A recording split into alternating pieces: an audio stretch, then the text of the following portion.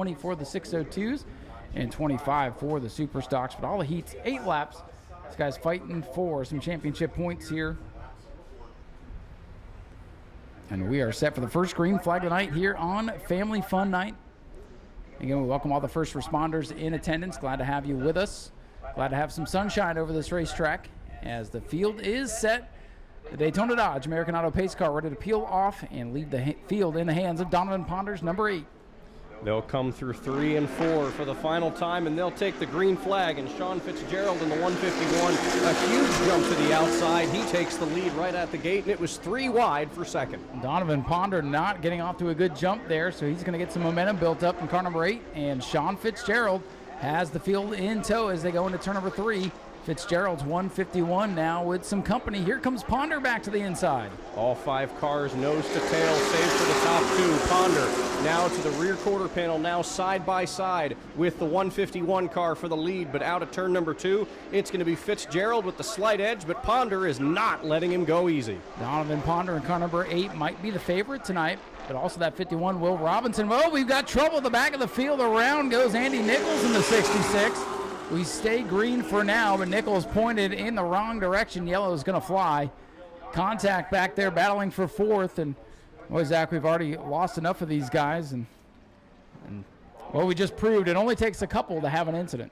We did, and it's good to see Andy Nichols getting that car rolling, making the turn onto pit road. Good to see his car not torn up. Maybe they can get that fixed up, going again.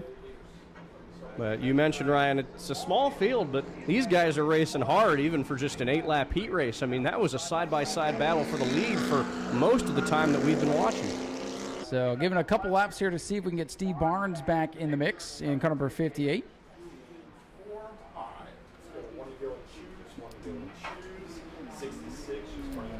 Looks like we are getting ready to choose here this time, Zach. So 58 team will need to hurry up here, catch the rear of the field. He's going to have to start at the back anyway. And he's already made the start, so he'll get points for his heat race no matter what, but trying to get back out there, and he's going to back it out now. Ponder could make the choice to shut the door, and he doesn't. He lets Fitzgerald get the outside once again. And drivers have made their selection at the choose zone. And you see race leader Donovan Ponder elected to restart on the bottom. Fitzgerald goes to his outside. Then you got Will Robinson back in the 3rd position. Andy Nichols to his outside. Then Steve Barnes at the back of the field as we're set for this restart with 2 laps complete. 6 to go here. And before we get going, big shout out and thank you to some of our sponsors, including our friends at Berlin and Denny's Insurance. And how about our friends over at NASCAR? You can stop down and check out the display and get yourself some tickets to the Coke Zero 400 coming up at the end of August. Here we go, Zach. Get ready for the restart. They're going to thunder out of turns 3 and 4 once again down the front straightaway. Donovan Ponder gets the jump on the restart that time as they take the green flag, but Fitzgerald, quarter panel now side by side as they head into 1, and Ponder gets the advantage. Battle's going to be for second off turn number 2. The white 51, Robinson works the bottom of the racetrack. Andy Nichols did not get a good start that time as he gets shuffled to the back of the field. And look at Steve Barnes, 58 car. That red machine working the inside of the racetrack now on Fitzgerald's 151. Barnes trying to get back in the mix after the early mishap. Ponder pulling away about a car length gap to the second place car, Will Robinson, but the battle is for 3rd. Steve Barnes and Sean Fitzgerald, the veteran against the rookie. He's trying to make back the positions as he now dives to the inside, but Fitzgerald pulls away once again. Donovan Ponder, your point leader, trying to keep that 58 car in his mirror and extend that point lead. The 8 car likely going to leave here with the point lead no matter what, as long as he can start the main event. So it's going to be a good day for those seeking points as Ponder brings it to the line. 3 to go. Donovan Ponder extending his lead slowly over Will Robinson, but Steve Barnes continues to reel in Sean Fitzgerald. He's taken the pressure off just a little bit, but now he's closing down the back straightaway, and he's going to have a couple more chances to get door-to-door with the 151 and battle for that position. Here comes Will Robinson now on the 51. That white machine all over the back bumper of Donovan Ponder's number 8. And Will Robinson's car really starting to come to life. He had to get on the binders a little bit in the apex of 1 and 2 to avoid making contact with Ponder that time. Into turn 3 they go. The 51 really getting through the center of the corners. They come to the white flag.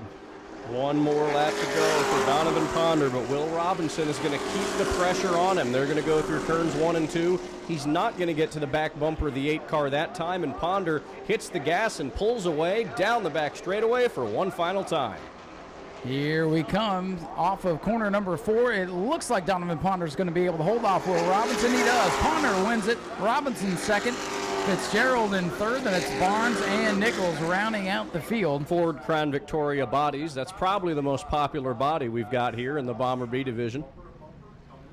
Yeah, most nights we see a couple of different cars out there, but no Chase Simons today. So that big old machine's not out there. But we do have the Mustang and a couple of other makes and models. We get ready to go. Again, this will be 8 laps and will help set the starting lineup for the main event. 25 championship points to the winner as the Daytona Dodge American Auto Pace Car pulls off the speedway. The Bomber B is getting ready to go racing. Here they come off turn number 4. Larry Masters brings us down to the green, and we're underway. On the outside is the 12 of Justin Phillips. He got a push from Lindsey Samian. He's going to look up on the outside. He's door-to-door with Masters for the lead as they come out of turn number 2, 3 wide in the middle of the pack. And look who it is, Zach Curtis in that 63, trying to chase his former 63 machine into turn number 3, side by side for the lead. And then here's Higdon and Curtis getting into the mix. Who's going to lead lap number 1? Give it to Justin Phillips in the 12. The 63 side by side now taking Larry Masters almost 3 wide there for the second position. He's going to look up high. Curtis will take second away. Higdon's going to take third, and the field files out behind them single file as they enter turn number 3. Larry Masters was headed to Osteen there for a moment, gathers it back up, and now the battle for the lead heats up. Here comes Zachary Curtis, white 63 at the bottom.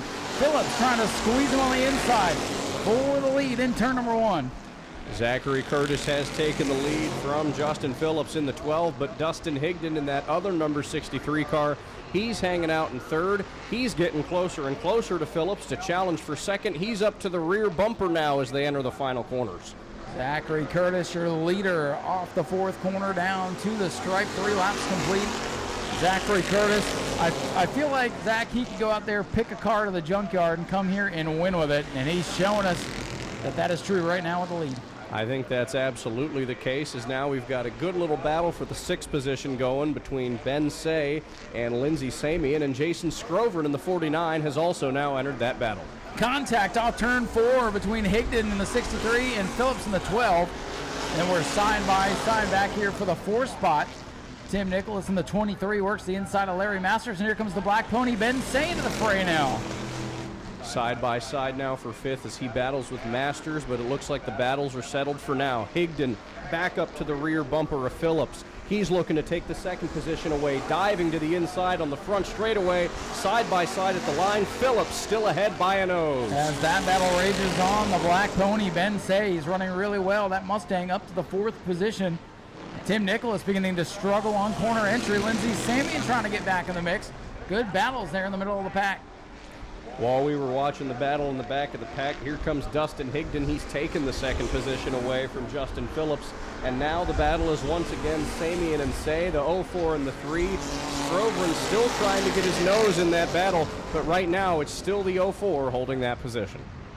Larry Masters, that black 77 going way high again in turn 1 and 2. And here comes Jason Scrover. Scrover on the podium in the feature event just a week ago. Trying to get up in the mix here as the white flag is ready to fly for Zachary Curtis in car 63. Curtis is going to head through 1 and 2 for the final time as now Scrover makes the pass on Masters in the 77. Boy, he started up in the pole position and he's fallen all the way back to the rear of the top 10. But Zach Curtis driving away in his own zip code through 3 and 4 for the final time. Curtis will bring it off turn number 4, the point leader. On his 3rd ride of the season, will bring it to the checkered flag. 2nd will go to his old ride. The other 63 for Dustin Higdon. Justin Phillips will round out the top 3.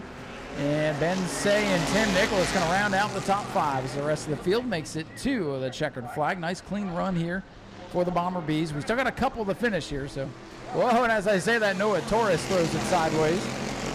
Nice little run there for the Bomber B division. Daytona Dodge American Auto Pace Car looking for the green flag next time by. And we'll keep you up to date. If anybody breaks out, they will go to the end of the competitive field of cars.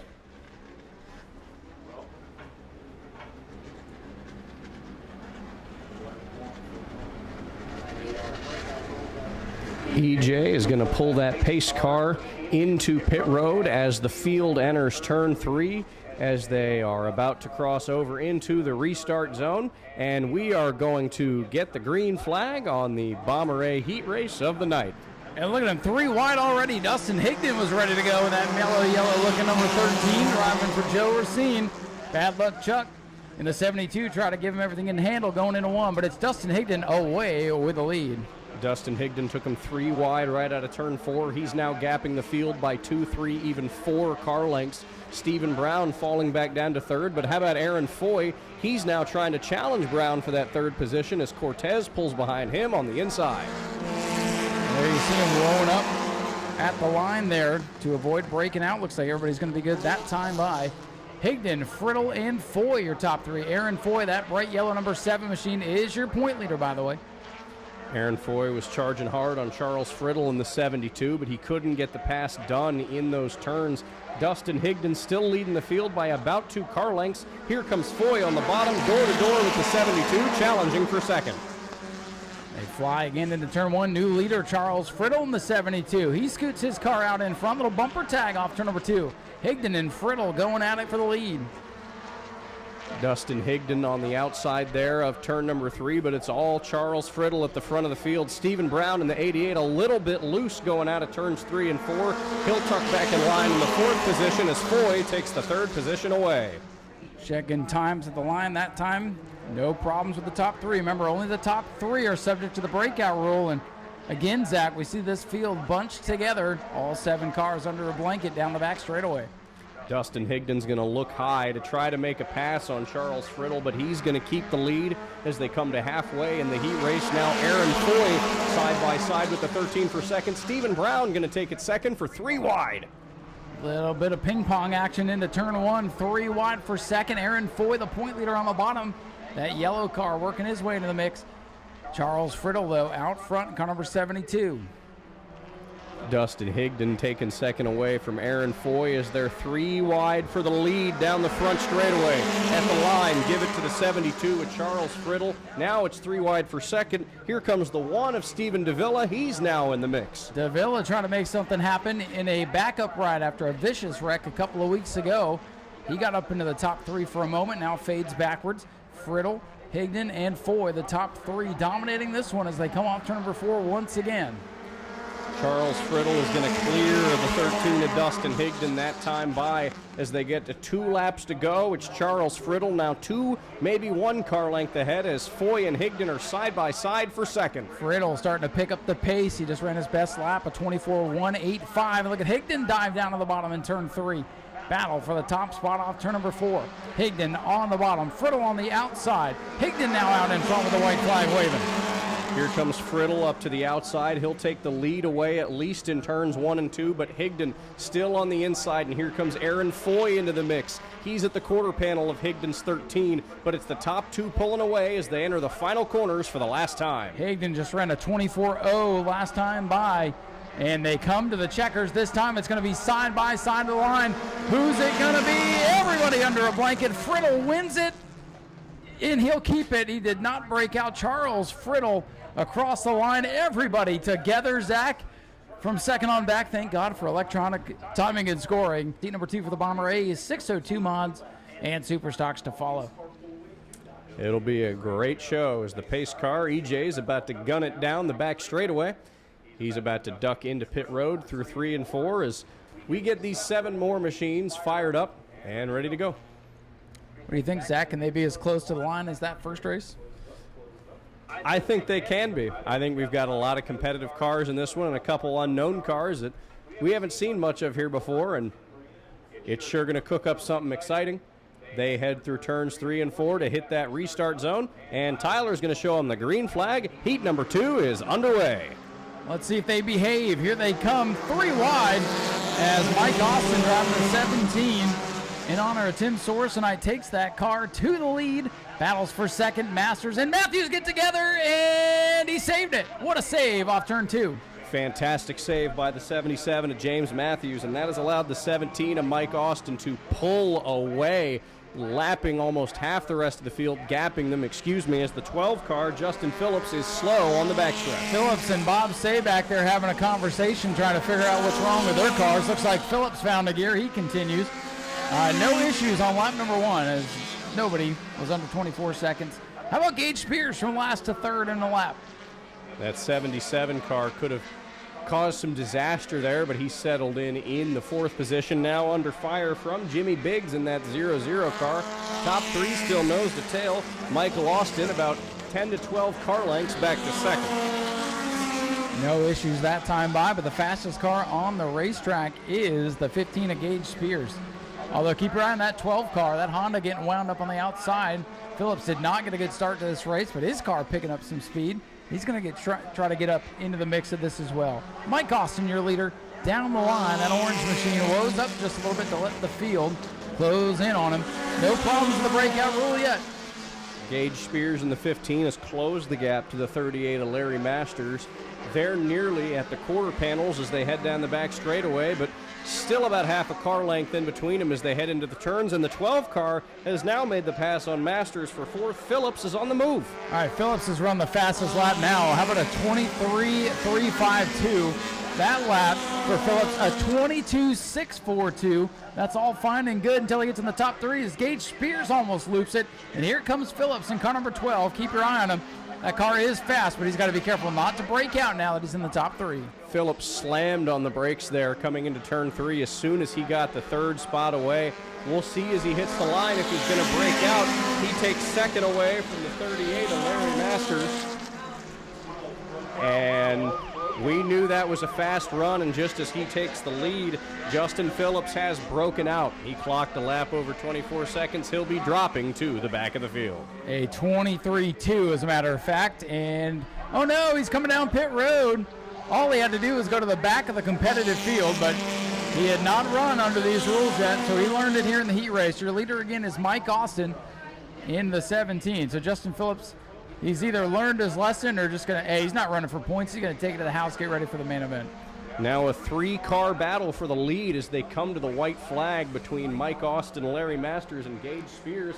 They're 3 wide as they come out of turn number 4. 1 lap to go. It's Masters at the point. And everybody's good that time by, so the race is on. If you break out on the last lap, though, you go to the rear of the lead lap. And Larry Masters almost went into the wall off turn 2, and Gage Spears to the lead. Spears is going to take the lead as they come through 3 and 4 for the final time. Masters is up on the high side. Out of turn 4, he'll shut the door. Gage Spears is going to come to the line. He'll win the second heat race. Larry Masters is going to get second. Mike Austin will finish it off in third. And Gage Spears will keep it a 24.6 that time by. Gage Spears from the back of the field with no practice wins heat number 2 for the Bomber A's as Bob Say brings it off turn number 4. He'll finish his run. Boy, that was exciting. The Ryan Priest crash on the backstretch, boy, you know. That was something to see in person. My man Ryan Blaney won it back in 2021, so I've always been a fan of the Coke Zero 400 Daytona under the lights. There's really nothing like it. Some of the best and maybe wildest racing you'll see as they all try to get into the playoffs there. But let's get ready to do this one. 602s getting set with the Hattons up on pole. Father and son front row as they stack up going into 3.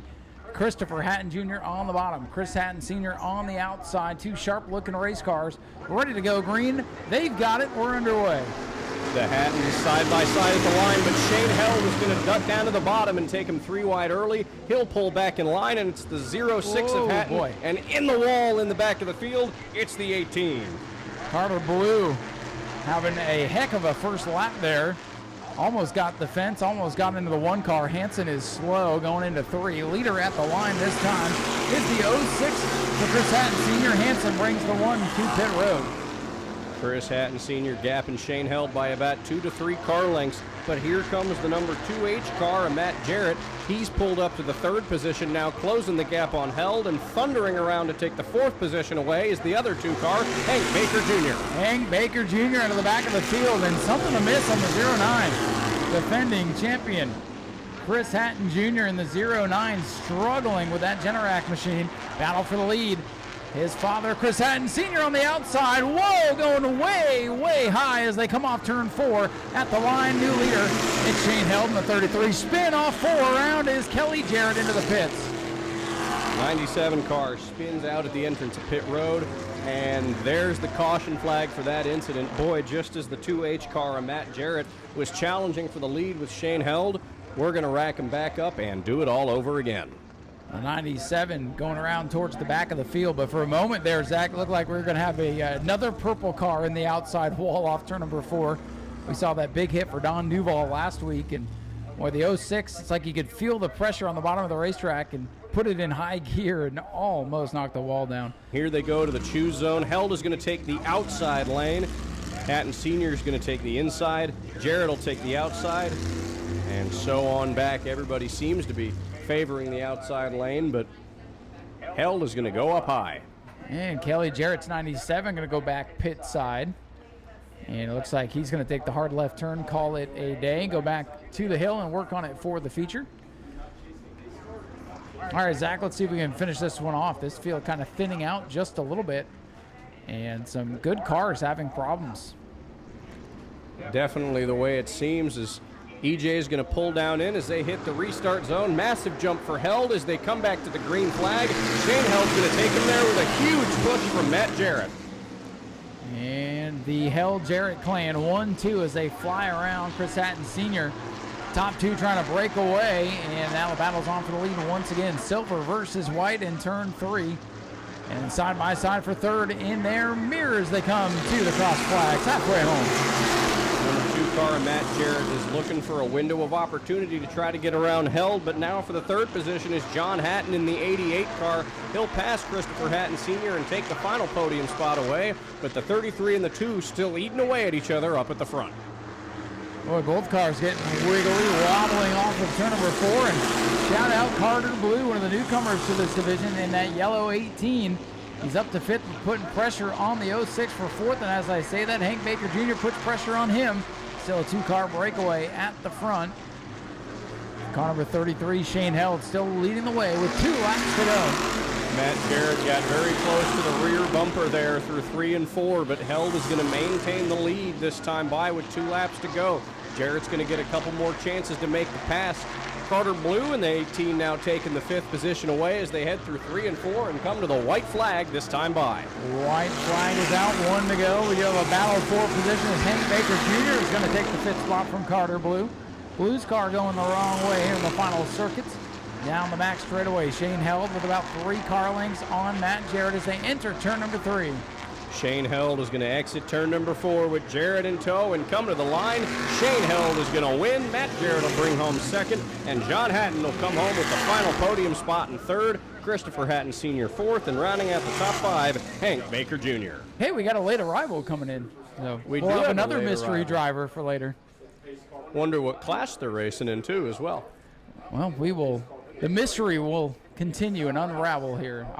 Look, I always say better late than never. Absolutely. Always great to see more cars here. Pace car going to pull through turns 3 and 4 as these 7 stock cars head through to the restart zone, and the green flag is flying. Green is out. And Brandon Gaither and young Max Wheeler are going to go down into turn number 1. Max Wheeler, graduate of the quarter midget track, down in 1 and 2. Looking to stay with old Wrinkles as Wrinkles gets the jump down the back straightaway. Pernesti taking the 3rd spot away from Holly. Now he's set his sights on Wheeler. He's at the rear quarter panel. He's going to get a push from George Spears, but Wheeler's going to clear him for now. It's all Brandon Gaither at the front of the field. Gaither from the junkyard to the lead right now. Oh, and Bobby Holly gets up into young Max Wheeler, and Mike Amato piles into the last moment. It's always the last car, Zach. Boy, it looked like Max Wheeler was going to get away without any damages at all. Everybody was dodging him, and Mike Amato in there at the final moment. That 2-car now pulling down the pit road. He's pulling into the garage. Heavy damage to the front of the 2 machine. Max Wheeler still stopped up at the exit of turn number 1, entrance of turn number 2. And deja vu for Max Wheeler. Last race out, had an incident there and got piled into by the black number 12 car a couple of weeks ago. And Max able to get that car to roll. So maybe just cosmetic stuff back there the team will have to take a look at and try to get him going again. Mike Amato has pulled his 2 machine with heavy right front damage to his pit stall in the backstretch.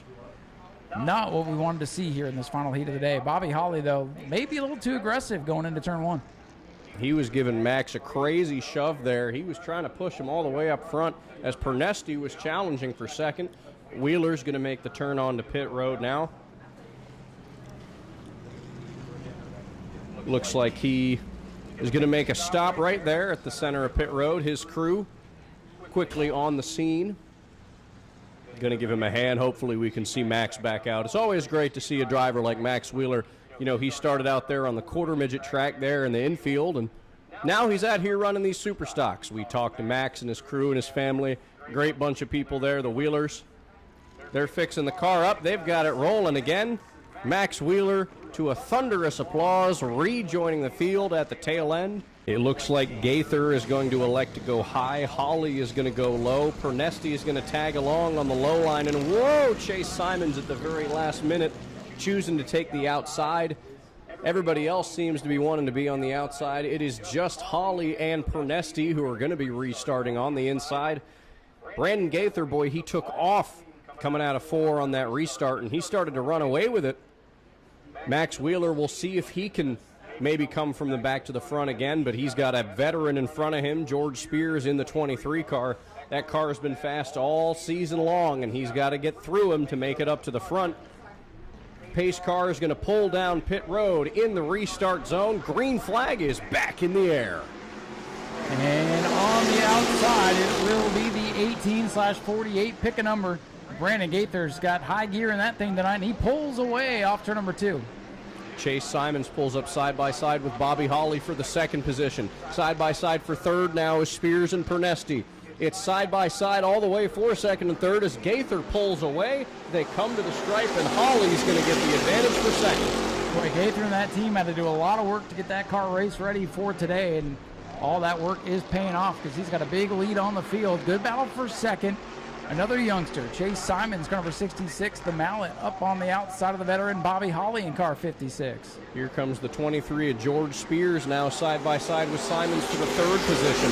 He's going to look low. Simons is high. They enter turn number 1. He's going to dive in, and it looks like Simons is going to keep that position. And whoa, George Spears got a little bit loose. Good save there for another one of our veteran drivers. Spears hangs onto it. Things kind of getting single file here as Gaither comes off turn number 4. And halfway home, there's 4 to go here in this heat race. Tyler Pernesti now coming up on the George Spears machine. He's looking to take the 4th position away. Spears loose again, entering turn number 1. That 23 car might have a bit of a problem with the rear. But here comes Pernesti now, up to the back bumper, but it'll be Spears for now.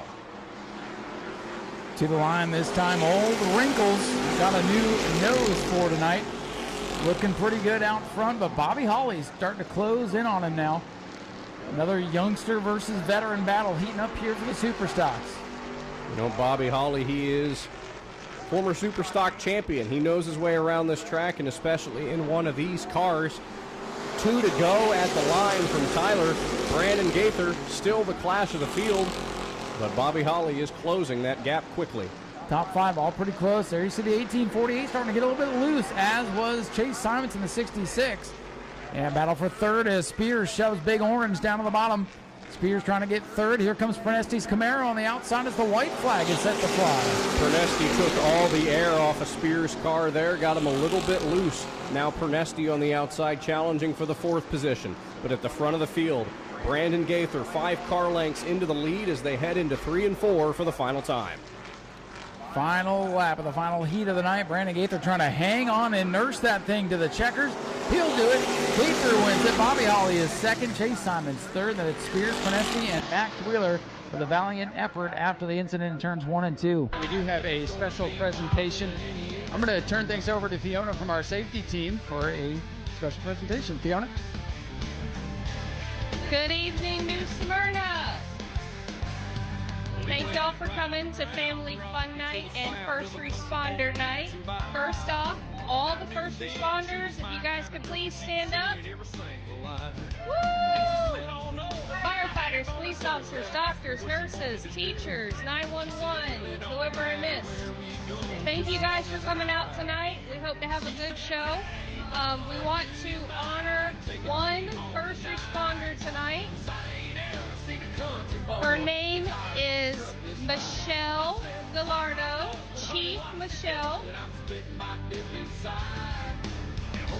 New Smyrna has an award for you, recognition in honor of your exceptional dedication and exemplary service to the New Smyrna Speedway Fire and EMS safety team. Your unwavering commitment, professionalism, and constant efforts to exceed expectations have greatly contributed to the safety of the Speedway. Your leadership and devotion to the team, drivers, fellow employees, and the spectators are truly unparalleled. Without you, we wouldn't have a team. So for our chief and New Smyrna Fire EMS, and for all of our first responders that are here tonight, thank you so much.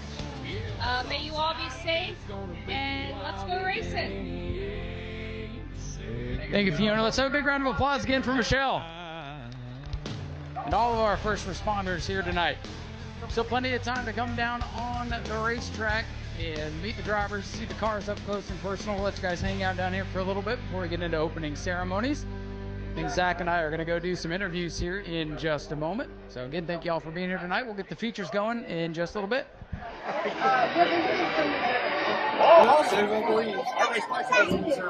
Really? Yeah.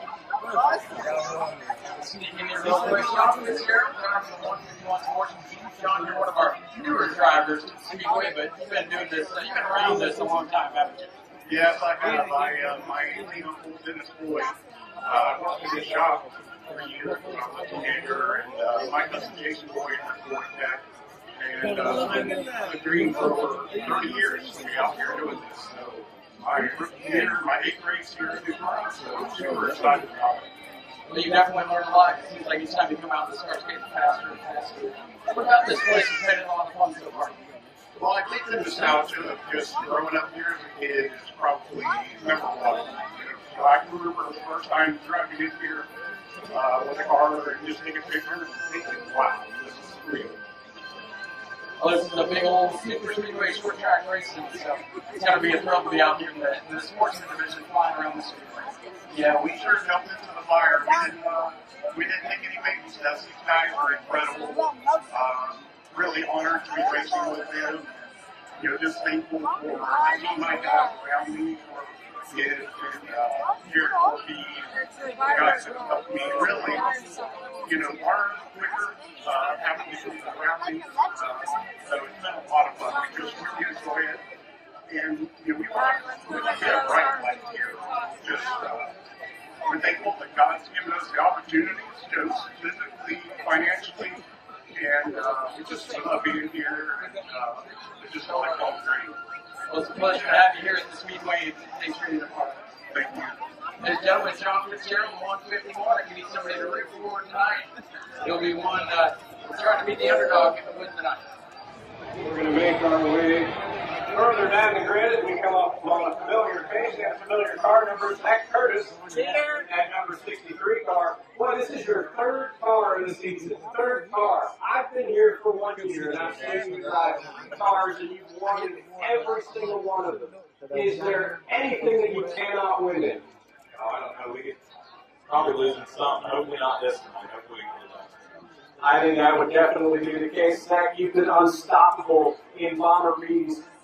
What is the secret to you doing lane choices? You don't have to give out your secret, obviously. Won a lot of them. But you tend to favor the outside here. Is there any advantage that gives you, especially with the way you set up your car? I like to use the outside through. It's a lot faster here. And not really in these cars, but for me it is. You know, you can run, especially with the water down the bottom, but I like running on the high side so you can drive it a lot deeper and try to get around all the carnage. Well, from one Zach to another, good luck tonight. We hope to see you later tonight. Welcome, race fans. Are you having a good time so far? Oh, you guys got to do better than that because these cars are getting ready to get after it. Are you having a good time so far? Folks, I want you to mark your calendar now, because in August, for the Family Fun Night, are you ready for this? The winged sprint cars are going to be here to put on a show for you. Tell your family, tell your friends. I've got Rex, the Bone Man Hollinger. He's going to have a car in that field. Rex, tell us about these fire-breathing, alcohol-burning demons. Well, sprint cars are the fastest short track cars in the country. They're in the 700 to 800 horsepower range. They weigh about 1,000 pounds less than a super late model. We've got a big wing. We got better rubber, so they're very, very quick. And we haven't raced here at New Smyrna for a few years, and a lot of the guys are really itching and anxious to get back here. We've been racing quite a bit on quarter-mile tracks, which are a lot of fun. But up here at New Smyrna, it's the fastest short track in the state, and we go 30 miles an hour faster down the straightaway. So it's going to be a very exciting event, and our guys are jacked up for it. Folks, these cars are going to be incredible. It is a family fun night, but it's going to be an enhanced family fun night. Trust me when I tell you, it's going to be $10 general admission across the board. Kids 11 and under, always free. But folks, we put on a race at Orlando a few years back. That race, a 30-lap race, I think lasted 3 minutes. It was so ridiculously fast. Here's what's going to happen when these cars go around the racetrack. The wind coming off of those wings is going to start a windstorm here at New Smyrna Speedway. If you've never seen the winged sprint cars, make sure you are here August 29th. It's Advanced Auto Parts Night, and it's going to be a humdinger here at New Smyrna Speedway. Thanks again for being here. We'll see you soon. We'll see you next week. Lots of good racing between now and then, but mark your calendars for the winged sprint car. Where'd Ryan go to? There is Sportsman points leader, Donovan Ponder. Donovan, this car's looking slick. Last time I was here, you didn't have all the decals on it quite yet, but you've got the points with a commanding lead here in the Sportsman Series, and you were a dominant force in that heat race. What is your path to this championship, and how can you achieve it? Path right now is just show up every week and run as good as we can, keep the car as clean as we can, and run as clean a race as we can. That's the path right now. We'll see how much longer I can keep it going. We got like I think 7 more races, including tonight, so we'll see how far we can go.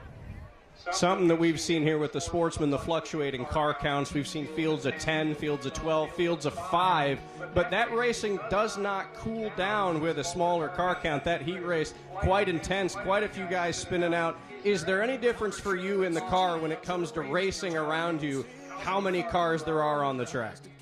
No, we always do get a good field of cars, whether it be 5 or 20.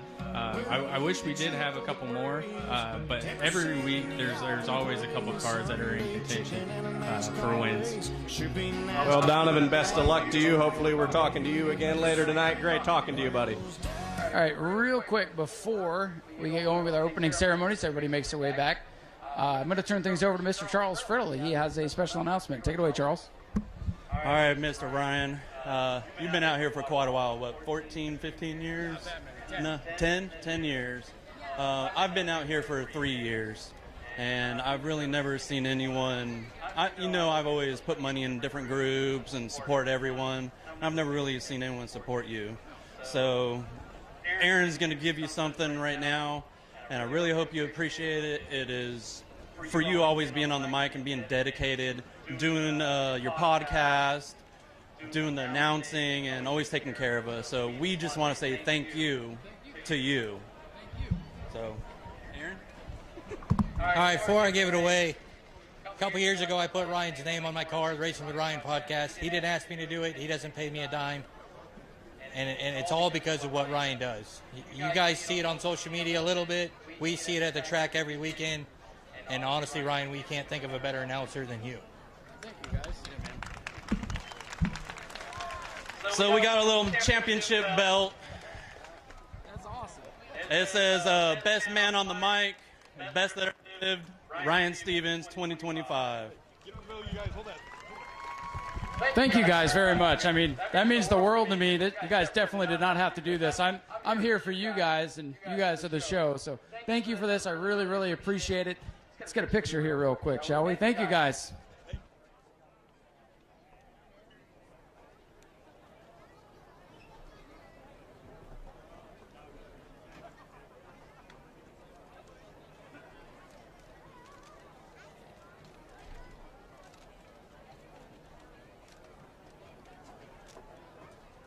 All right, well, that was a very cool surprise. Thanks to Charles and Aaron for this and for being racers with us.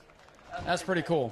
This is going up on the podcast room wall for sure. Thank you guys very much. Oh, by the way, the invert tonight was, thank you, Timmy. The invert was drawn as a 10. So 10 was the invert. At least up to half the fields will be inverted. So that'll mix things up and be a lot of fun. So let's go ahead and get this night underway with the features. Let me get all of our first responders who are here to stand up. Come on, guys. You can all stand up, and let's give them a nice round of applause. Big thank you to all of our first responders for being here today. It's an honor to have you here. Thank you so much for keeping us all safe no matter what you do. This world would not be the same without you. So we hope that you enjoy some great racing tonight, and we are thrilled to have you with us. Thanks to our first responder team here at the Speedway keeping us all safe as well. They do a great job. A lot of crazy things have happened around here, and they're always on top of it. So thank you all for being here to join us. And at this time, I'm going to ask everybody else to please rise and remove your hats if you are able. We'll turn things over to Mr. Gray Schofield for our invocation. Gray, take it away. Thank you, Ryan. If you would join me in prayer. Father, we thank you for the gift of life. We thank you for a track that we can come and have a friendly fan racing night, Lord. We thank you for the first responders for here in our military, Lord, and all those that protect us and watch over us daily. Father, we just pray for the protection tonight, that you'd watch over us as we watch this great competition. So, Father, we praise you, we love you, we ask all this in your name, in the holy and the precious name of Jesus. Amen. Thank you. Thank you, Gray. And now for the singing of our national anthem tonight, I'm going to hand things over to Miss Caitlin Healy. Caitlin, take it away. Oh, say, can you see by the dawn's early light what so proudly we hailed at the twilight's last gleaming, whose broad stripes and bright stars through the perilous fight o'er the ramparts we watched were so gallantly streaming, and the rocket's red glare, the bombs bursting in air, gave proof through the night that our flag was still there. Oh, say, does that star-spangled banner yet wave o'er the land of the free and the home of the brave? Ladies and gentlemen, let's have another big round of applause for Caitlin. And Caitlin, before we let you go, where can they all find you? I don't have like a social media account for anything yet. Well, you need to get on that, man. Oh, but you can find me tomorrow at the Sanborn Center in DeLand. I'm auditioning for DeLand's Got Talent, a Rotary International fundraiser. So you can find that on Facebook. Perfect. And hey, come back and do this again for us and keep us updated on your journey. Let's hear it for Caitlin one more time, folks. And we're about to have a lap of honor in memory of our good friend, Mr. Tim Soares. You see his number 17 making its way to the front of the pack.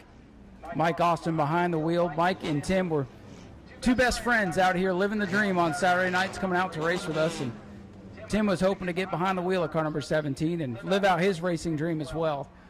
However, that dream was cut just a little bit short as he passed away earlier in the week. And Mike is going to take his number 17 to the head of the field for a couple of memorial laps here at the New Smyrna Speedway before we get racing tonight.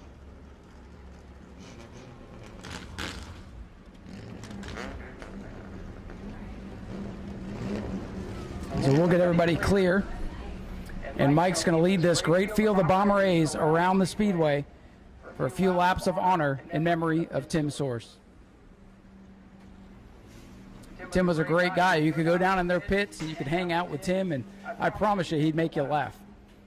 And I was looking forward to seeing him behind the wheel of that very 17 machine. He was planning to get behind the wheel and go racing next year.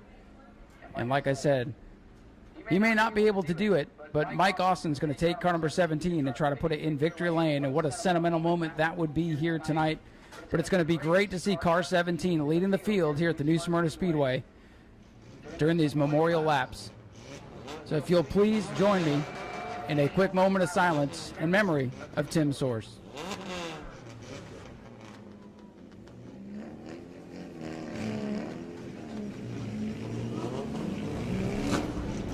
Thank you all so much, and if you don't mind, give him a round of applause, some encouragement to Mike as he leads the field of Bomber A's in memory of his good friend Tim.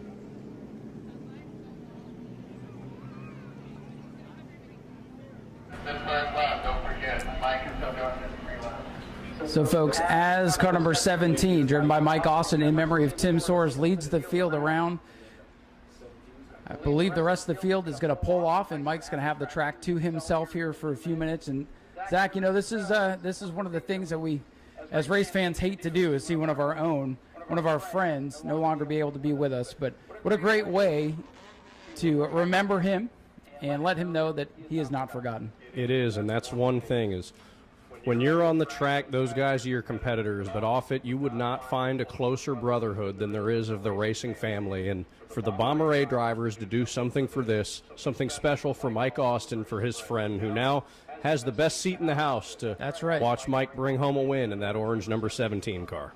That is the hopes here today. And again, folks, when he comes around the front straightaway, please, if you don't mind, give him a big round of applause. Let's show him some encouragement.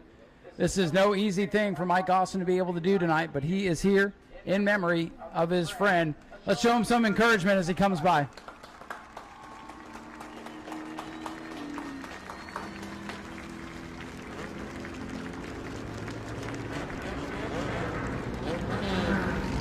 And how about the support from the peers there, Zach? As you mentioned, these guys, fierce competitors, they all want to beat one another, but when they lose one of their own, they band together, like you said.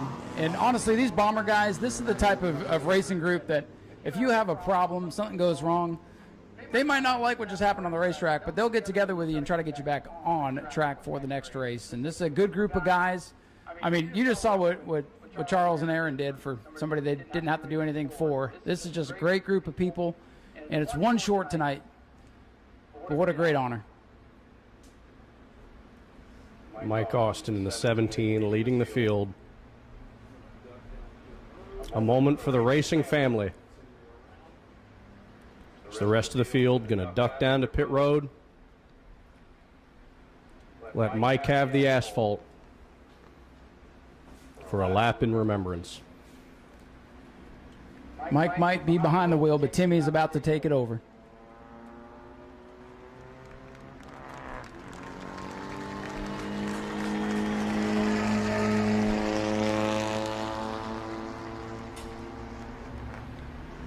I want to thank you, fans, for your show of support as well. That means the world to Mike. I know he's probably in tears right now behind the wheel of that race car. He's got a couple of races to get back race ready, and he is going to be fighting tooth and nail for a win. And, Zach, I think after the heat race, he's going to be right up in the mix tonight.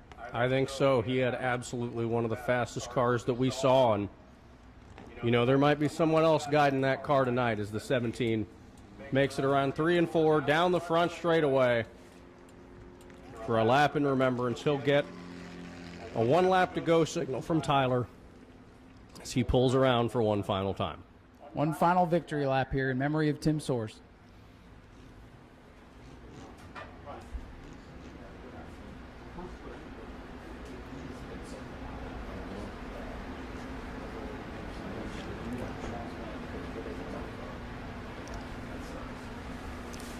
Mike Austin will make the final turns around 3 and 4 in memory of Tim Soares and get the checkered flag. Let him hear it one more time, folks. Mike Austin, driving car number 17.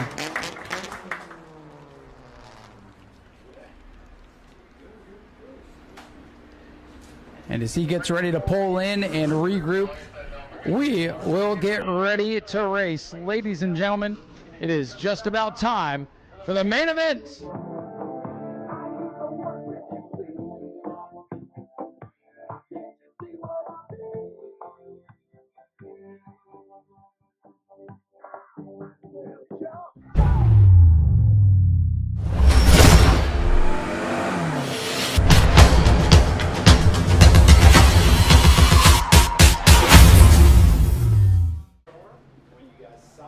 The cracks in the surface allow the water to seep out with all that rain that we had, especially overnight. So track conditions a little bit treacherous here tonight, but we are thankful to have you here under a beautiful, beautiful, almost cloudless night. Zach, let's go racing. New Smyrna Speedway, are you ready? EJ is going to pull him onto pit road as the field hits the restart zone. The green flag is in the air. It's Will Robinson and Donovan Ponder who gets a massive jump out to the outside. He takes the lead with commanding force right at the drop of the green flag. Donovan Ponder in car number 8 going to try to run away and hide. The point leader will leave here, the point leader, no matter what, since he took the green tonight, and a lot of his friends aren't here. Look at the battle. You see Will Robinson gets a little sideways. There are a little bit of weepers down in 3 and 4 too. But Steve Barnes, the mad scientist, driving mad up to second spot. Barnes took the second position away, and now he's chasing down Donovan Ponder. 3 car lengths separate the top 2 as the field is single file, nose to tail, as they enter turn number 3. Ponder is going to clock off another lap lead, and Barnes tries to close the gap. Field still nose to tail. Everybody keeping on the same straightaway so far, but it is Ponder out in front by, 5-6 car lengths right now. But a long way to go. You got to keep the car underneath you. You got to keep the handling there.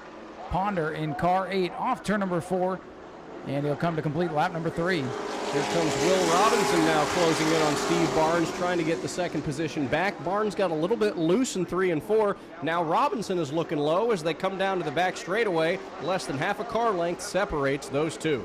Zach, you can really see the lines changing after we heard from the drivers in the track conditions. You can run the bottom over there in 3 and 4, but in 1 and 2, they're up about a half groove higher, trying to avoid those little water streams down there. And that could make it a little bit tough to pass over there in 1 and 2 tonight. Will Robinson got to the back of Steve Barnes in 3 and 4 that time by. Did not make a move, did not complete the pass. He's going to try it again as they enter 3 and 4. He gets to the rear quarter panel, but Barnes keeps shutting the door every time they cross the front straightaway. Good little battle here. You see Robinson, he took off in those weepers there. The front end of that car took off, and he did a great job to not slide up into Steve Barnes. So, boy, Steve Barnes told us to watch out over there, and definitely have to watch out for track conditions tonight. Donovan Ponder pulling away. He's about 10 to 12 car lengths ahead of that second position battle between Barnes and Robinson. They're almost side by side again, and now there's a battle for the 4th position. The 151 and the 66 are going at it, but here comes Robinson making another attempt to get second away. Oh boy, it's tight for second. I think Robinson might be a skosh better than Steve Barnes right now. He's not really been able to find the track that he needs to get by him. As they continue to battle on, Donovan Ponder is pulling away, trying to go for a walk in the park tonight as car 8. 51 car making a dive at the bottom again to get a Barnes, and he got a little bit loose side by side at the line for second. Barnes gets the spot for now. They head into turn 1. Robinson trying to get every inch of ground that he can. They're door to door, and it's Will Robinson coming away with second. And you saw Robinson kind of control the line there. He had to shove Steve Barnes up a little bit higher than Barnes wanted to be.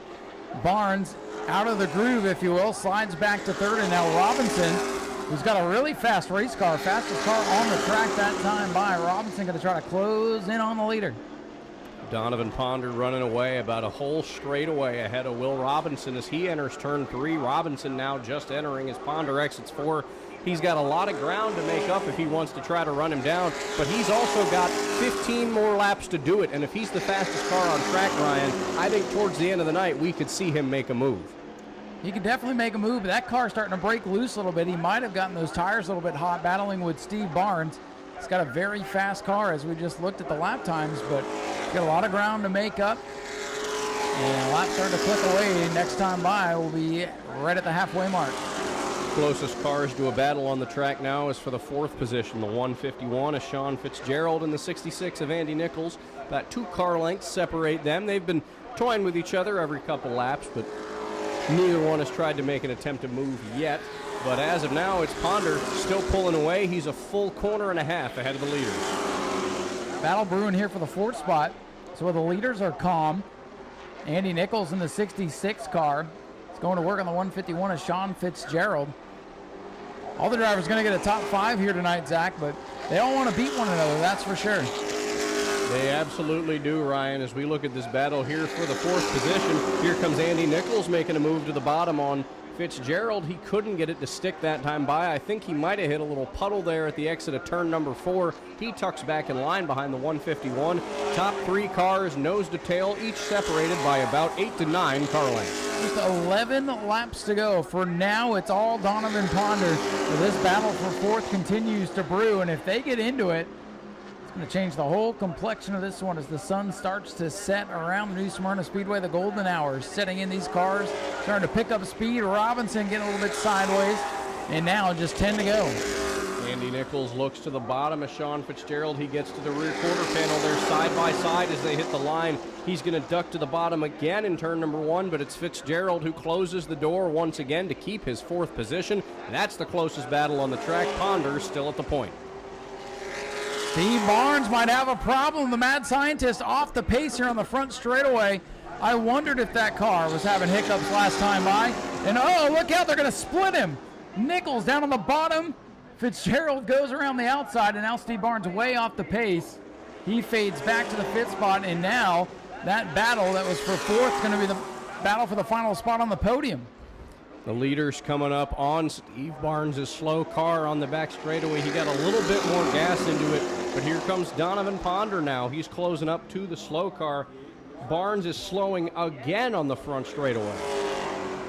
Barnes did not pit there, hoping that things would come back to life, but that thing is just about dead in the water. And look at this. Here's the 66 inside of the 151, and the yellow is going to come out. Look out. Oh, boy. I don't think the spotters got the message to those two. I don't think so either. Steve Barnes stopped on the front straightaway just in front of us here. Ponder's going to be like, man, get off the track, but it's going to set up for a restart. And, you know, we were watching the lap times. He was just a little bit quicker there. So the 8 and 51 going to have a battle here. Battle with Barnes ended with Will Robinson passing on the outside, and now Will Robinson's going to be on the outside again. Or inside, excuse me. Well, the field has made their decision. A lot of cars going to the outside, and with Donovan Ponder being on the outside makes me a little bit nervous with those weepers down in turn 1 and 2. If Robinson slips down there and gets up into the side of him, we got a whole different race on our hands.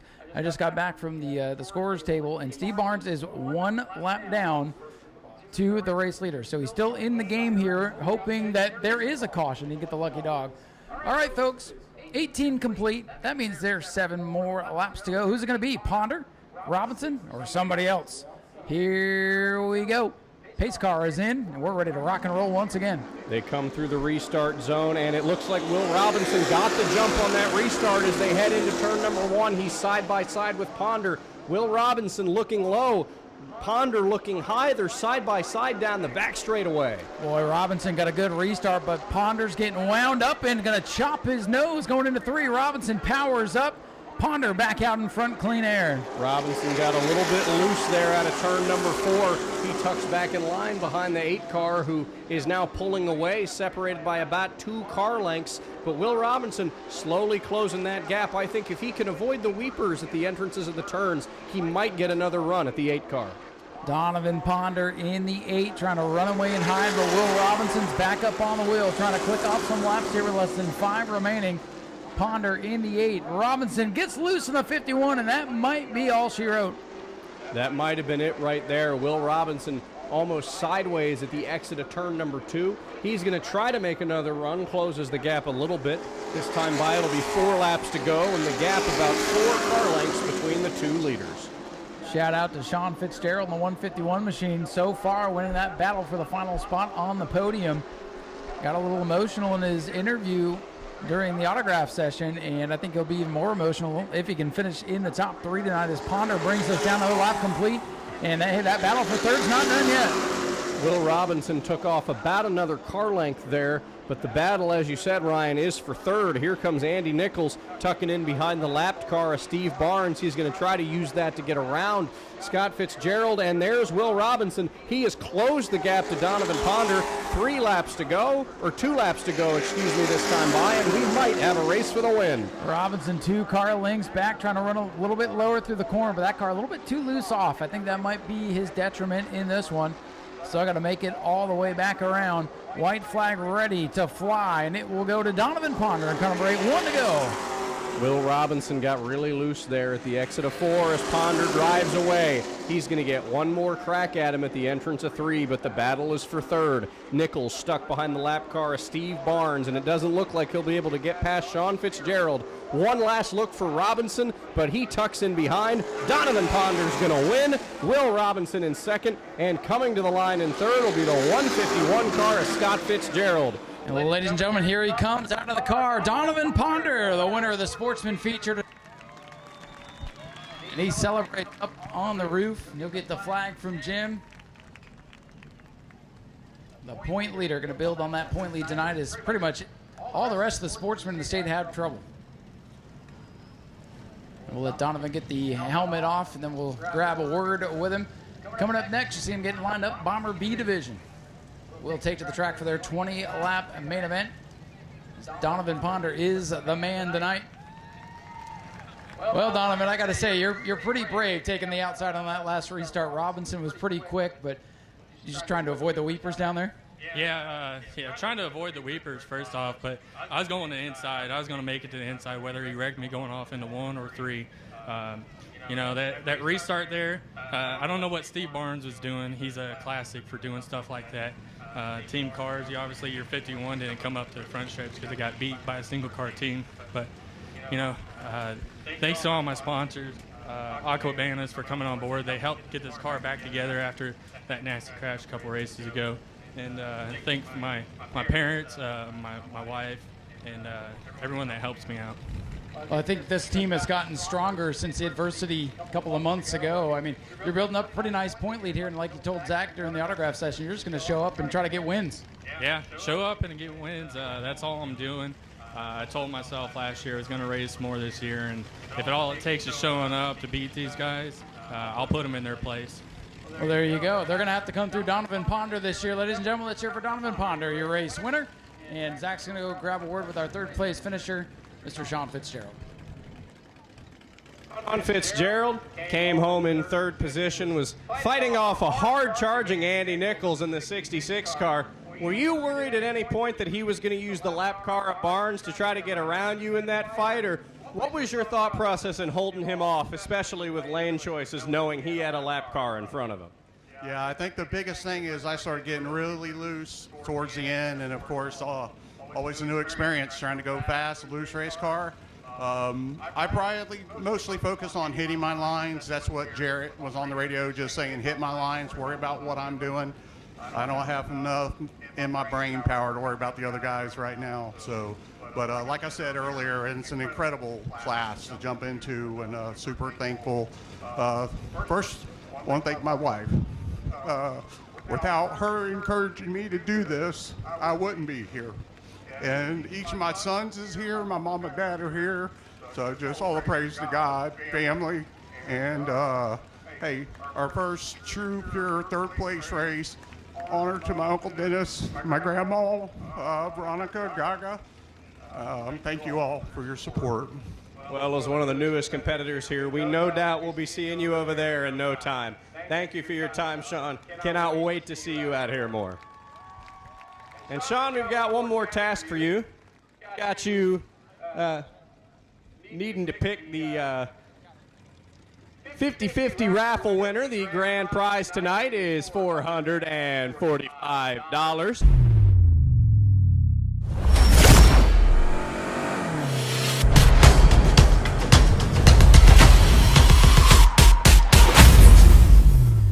After lap 1, I say he's going to be 5th. I was about to say 5th, too. I took it from you. I definitely think he'll be above the 5th position, actually. I'm going to put him at 4th after this. I think he'll make a big move here on this restart, gain a lot of ground, maybe even pass his rival 63 car, Dustin Higdon. Well, let's see how it all unfolds. Ladies and gentlemen, our second feature of the night is ready. The Daytona Dodge American Auto Pace Car exits the Speedway, and Lindsey Samian steps on the loud pedal, and we are green. And there goes Zach Curtis making that move on the inside, getting a couple spots, but right now it's Lindsey Samian side by side at the front of the field. She's now clear, but here comes the 23 car. Tim Nicholas back on the outside, three wide for the lead. Here comes Dustin Higdon. And here comes Zach Curtis. He's up to 7th. Needs a couple more here, Zach. Where's he going to end up? Roadblock dead ahead as Tim Nichols has the lead off turn 4. Tim Nichols will take the lead, but here comes the 12 car trying to take the second position away. Justin Phillips. Zach, I called it. Zach Curtis was 5th at the line. Now he's 4th, and he wants more off turn number 2. He's going to take the 12's position away. Justin Phillips giving up that 3rd position seemingly effortlessly to Curtis, but now he's got Higdon to go through. Higdon's going to look inside on Nicholas and challenge for that 1st position. They're almost side by side at the line. Curtis is looking for that lead as well. Zachary Curtis from the back of the field looking for the lead, but he's blocked in. He's slipping and sliding through the puddles, but he's to the inside for the runner-up spot, and he's got his old car dead ahead. Dustin Higdon is roadblocking Zach Curtis, but he left him a line open on the bottom, and he's going to take it. The 23, Tim Nicholas, almost spun up into the outside wall, almost a dead heat at the line. Give it to Dustin Higdon. He'll lead the field into turn number 1. The Zach Curtis cheering section on their feet as he takes the lead in turn 1, and he's pulling away down the back straightaway. 3.5 laps for the 63 to get out in front and establish dominance once again. Zach Curtis gap now back to Dustin Higdon by about 2.5 car lengths. And Dustin Higdon had the lead at the line for a minute, and the second that I dropped the call, he immediately took that position away. And Zach Curtis, he's now even further and further ahead. Give it 5 or 6 car lengths lead as the field is strung out. All that slicing and dicing earlier has settled down. Big invert for this field tonight, mixing things up at the start, but these drivers have done a great job to navigate the first few circuits and get themselves in position, but man, oh man, they do not want to see that white and pink 63 out in front. Zachary Curtis back on top, looking for perhaps his 3rd different car in victory lane this year. It was a brief battle there for the 3rd position. Justin Phillips almost got on the inside of the 23, but he backed off and let Tim Nicholas take that spot. They still reign nose to tail as they head down the front straightaway. Zach Curtis in the lead by about 7 car lengths now. But here comes Ben Say in the black pony. Whoa, Nicholas missed the corner that time, and here comes the Martini Mobile looking to get that 3rd position away. 3 cars under a blanket in turn 3 for that 3rd spot.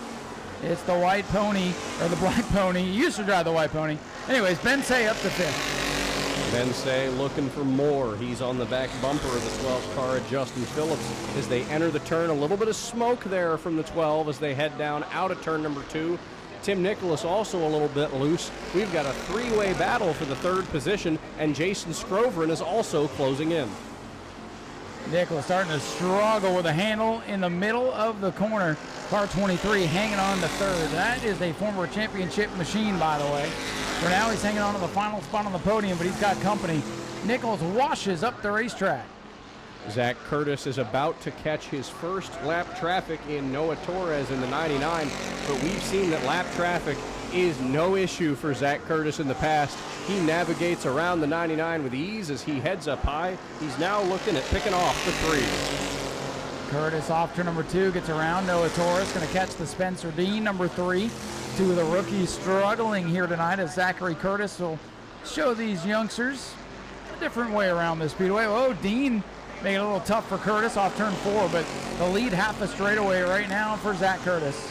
Justin Phillips got a little bit loose there, keeping Ben Say out of the fourth position. Third, fourth, and fifth, still nose to tail under a blanket in turn number one.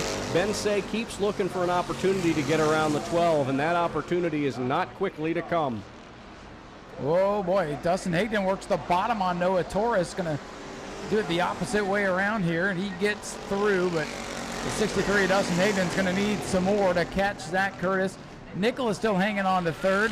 And that's Phillips and Ben Say, your top five, with 11 and a half laps complete. Zach Curtis roughly 15 car lengths back to Dustin Higdon in second. He goes through 3 and 4 effortlessly, but here comes Ben Say now making another challenge on Phillips for the fourth position. He looks in low. They're side by side.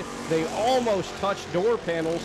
Ben Say looks like he's going to come away with the fourth position. He now looks at Nicholas to try to pick off third. The Black Pony getting quicker and quicker. Oh, some smoke now out of the 3. You've got to be kidding me. The 3 machine of Ben Say with a wisp of smoke as he went down into turn number 1. We'll have to keep our eye on that. For now, he stays in the gas. He's up to fourth. And look at these lappers ahead of this battle. For third, Noah Torres slides down the front straightaway, gathers it back up. We stay green. 13 complete. They all take the high side. More smoke from the 3 car of Ben Say as he looks to pick off Tim Nicholas in the third position. Noah Torres loose again out of the exit of turn number 2. That 99 car might have a problem, Ryan.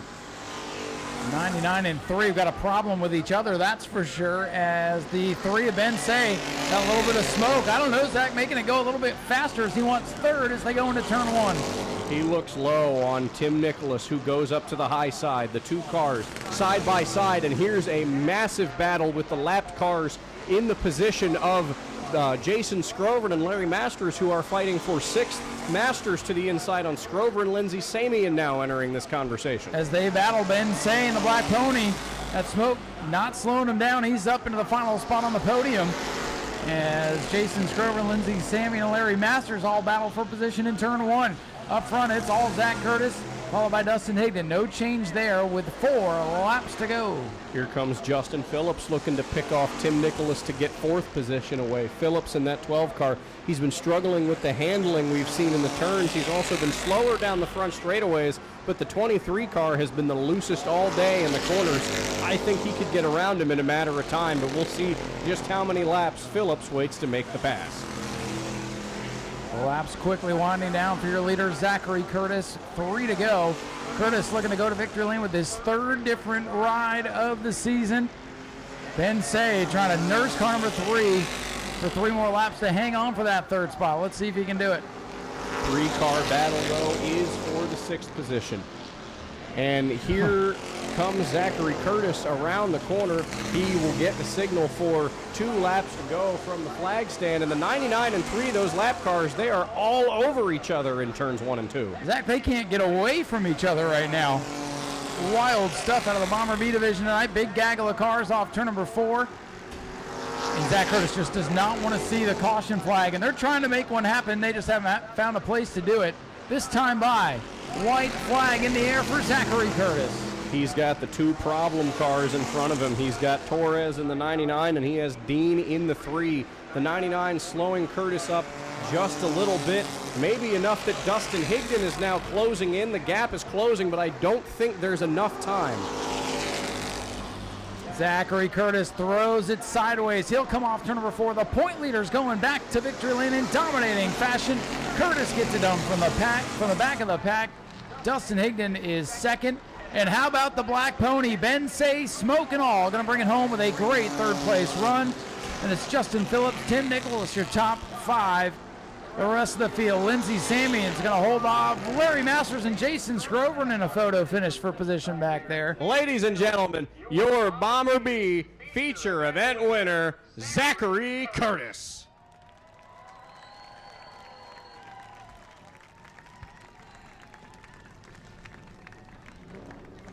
Zach's going to come around to the front of the car to do this interview. And Zach, Ryan and I were talking up in the booth. You were starting at the back. We were taking bets on how far in the field you'd get on that first lap.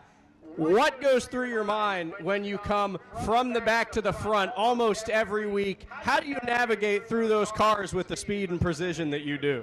Oh, it gets hectic out there. That was it got a little hairy a couple times. I don't know who I got into. I think we bumped a little bit, but yeah, it was. We were rolling to the front. I was worried about. Dustin's got my old car I sold him. Man, that thing is a freaking rocket ship, and I was worried him starting up front. I was like, man, I'm gonna have to catch him, and we got lucky. We caught him. I don't know, 1 or 2 laps, but yeah, it was crazy. On those last couple laps, you came up on the slow cars, the 99 and the 3. They were sort of messing with each other all day long. Was there any worry in your mind that they might have slowed you up enough for Dustin to catch you? No, we seen where he was at, and we tried to hold. We wanted to run the car really hard. I build these things. I just sold this one already, too. It sucks because this is such a great car, but people love these things. They love buying them from me. They think it's the car, and which it is. I mean, we build really nice stuff, so the guy that bought this, he's from up north. He got himself a real nice piece, so hopefully he wins a bunch of races up north. Anyone else you want to thank tonight? Yeah, I got to thank Holly and Frank with Bougie Motorsports. They help me out with anything that I need for these cars. I don't have their name because I build them and sell them, but I got to thank Billy with Inferno Performance. He got me these cheated up tires, man. They're bad fast. Finney Racing for all the racing shocks and everything, putting it on the chassis dyno, getting us hooked up, and we're back here in Victory Lane again. Whiting Roofing, and my grandma, my aunt, my uncle, my buddy Dave, my dad, for all the work that he put in this morning. We worked on this thing till almost 1:30 this afternoon trying to get this thing ready, but couldn't do without them. And all the fans. This is a great turnout. Thanks, you guys. Well, Zach, congratulations on yet another race win here. Now over to Ryan to interview second place, Dustin Higdon. Thank you, Zach, and we'll make this quick because he's got another car to go hop into. Dustin Higdon bringing it home with a good finish, and boy, Dustin, you got your hands on a fast race car, and bad luck with it, but tonight went pretty well. Congratulations on a good run. Yeah, we caught bad luck about lap 3 last week with Tony getting into us. We just try to finish the race. Zach builds these cars. They're fast, and no offense, but he tries to help you out as much as you can so you can run with them. So if you're looking to buy a car, get with him. He'll build you a good one. So how tough is it to hop out of this thing right into the Bomber A? It's easier if I drive this first. If you go drive the Bomber A in this, it's backwards. So what you're saying is the Bomber A's better look out. Yeah, so here we go. Anybody you want to thank? Yeah, I got to thank the Spears. I got to thank Brandon, everyone that helps me out, especially Justin Spears. He takes time out of his day and don't work on his own stuff to help every single person in this shop. Well, ladies and gentlemen, let's have a nice round of applause for Dustin Higdon. Brings it home second, looking for the win in the Bomber A's. Up next, Zach's going to go talk to third. Coming in third in car number 3 is Ben Say with that black pony, that beautiful Mustang. Ben, you had a lot of tire smoke there in turns 1 and 2. You were getting pretty loose, but you're really getting there with this car from the beginning of the year to now. What is your next step in sort of tuning this thing up so you can be where he is right now? I don't know, man. That's a good question. I'm just happy to be back over here on the podium. It's been a little over a year for me. A lot of bugs we had to work out on this car, but it's coming along. We're getting fast again, so it feels good. When you've got those issues with being loose in the corners now, is that something with the way you're running the line of the tires, or we know a lot of guys are talking about how there's weepers down there in the corners that get you a little bit loose? Yeah, it was a little rough down there. I didn't think I was getting too loose, but it was all right. Anyone else you want to thank? Yeah, I'd like to thank my dad, as always. Speedway Video, Fans in the Stands. Shane Satori, Speedsman Racing. This used to be his car. When I wrecked my last one, he let us get this one. So thanks to everybody that's helped us out along the way, too. Ben Say, everybody, your third place finisher. Good run for you tonight. Now Ryan and I are headed back up topside as we get ready to call our next feature event, the Bomber A.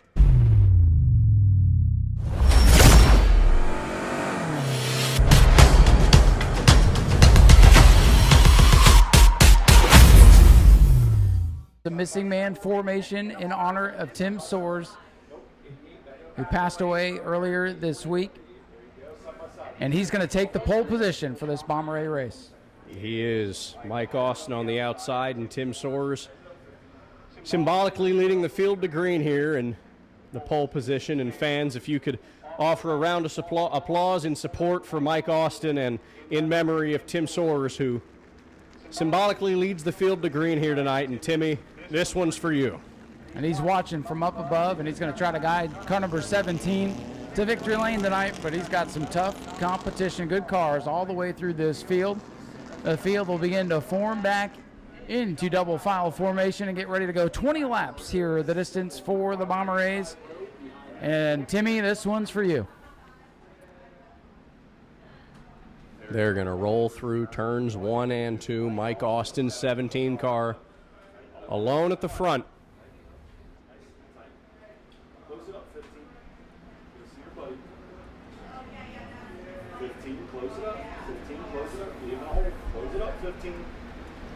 So in the missing man formation once again down the back straightaway. And I believe this time by we'll get them ready to go. 20 laps here for the Bomber A's. We still have the 602 modifieds to follow, then the Spectator races and the Super Stocks to wrap it all up.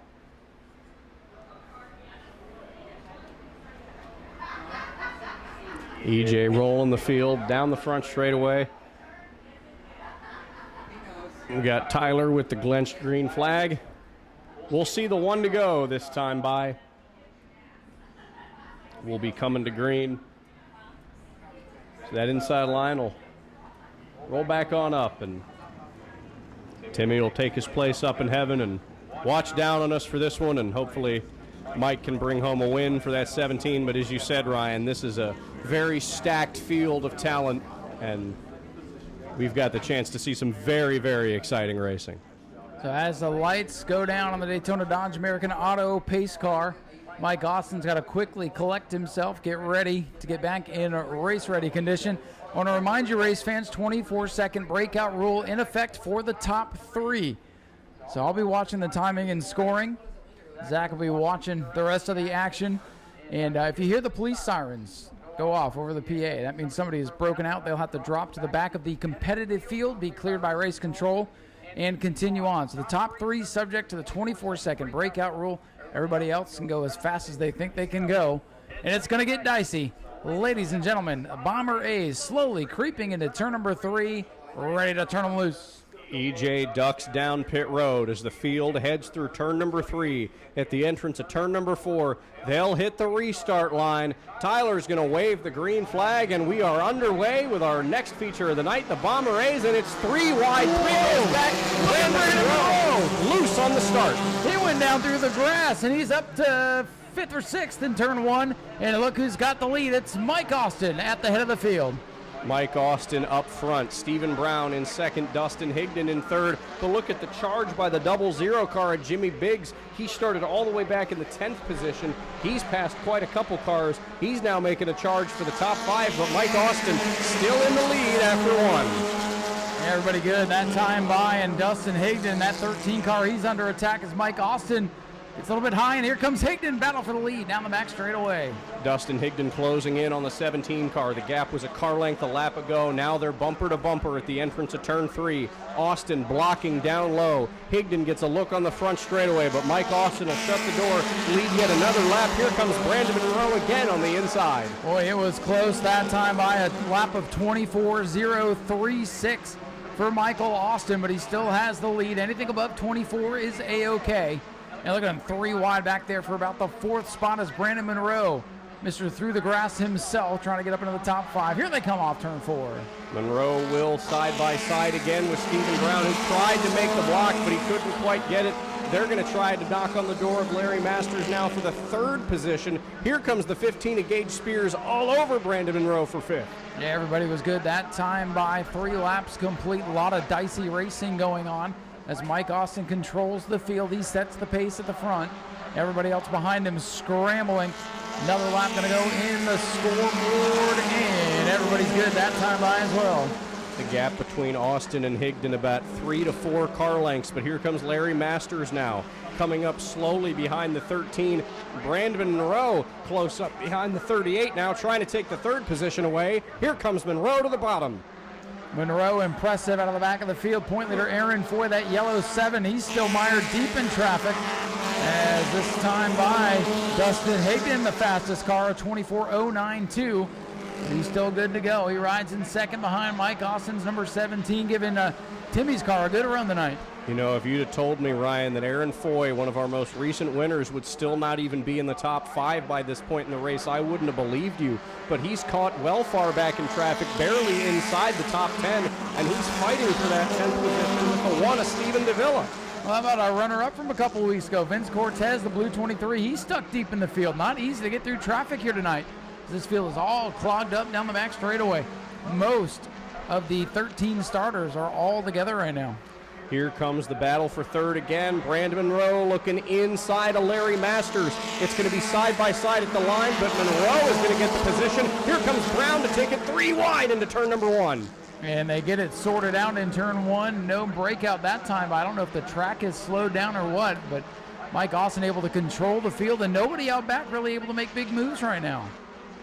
Mike Austin leading Dustin Higdon still, but Higdon ever so slowly closing the gap. We mentioned he's the fastest car on track. Brandon Monroe still playing with that third position, trying to mess around with Larry Masters, but Masters continues to shut the door on Monroe. And how about Aaron Foy, Ryan? He's up to 5th. Here he comes. It's hard to miss him out there. That bright yellow number 7 has now worked his way up into the top 5 here as he goes around the outside of Masters.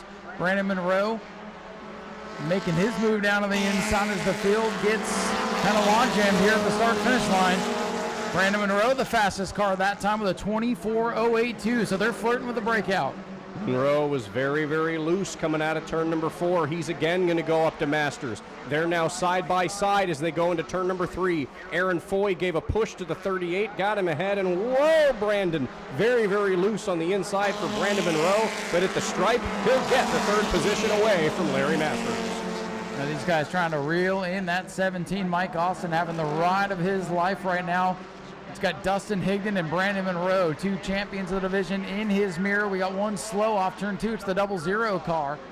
Looks like he is able to keep under power. We stay green for now. Here they come down the main straightaway to put lap number 11 up on the scoreboard. And the gap has been closed.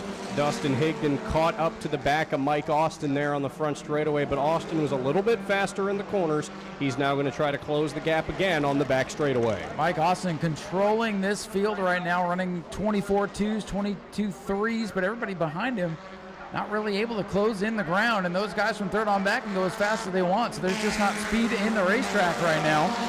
Although everybody a little bit quicker that time by. Keep your eye on car 7, Aaron Foy. He's picking up the pace. Aaron Foy is now closed in on Brandon Monroe for the third position. He'll look high and now he'll look low. He's at the bottom. Their quarter panels touch at the entrance of turn number 3, but Monroe is going to keep the position for now.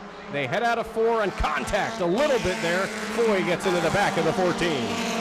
Mike Austin still pacing the field. Fastest car that time was Brandon Monroe, that white and pink car.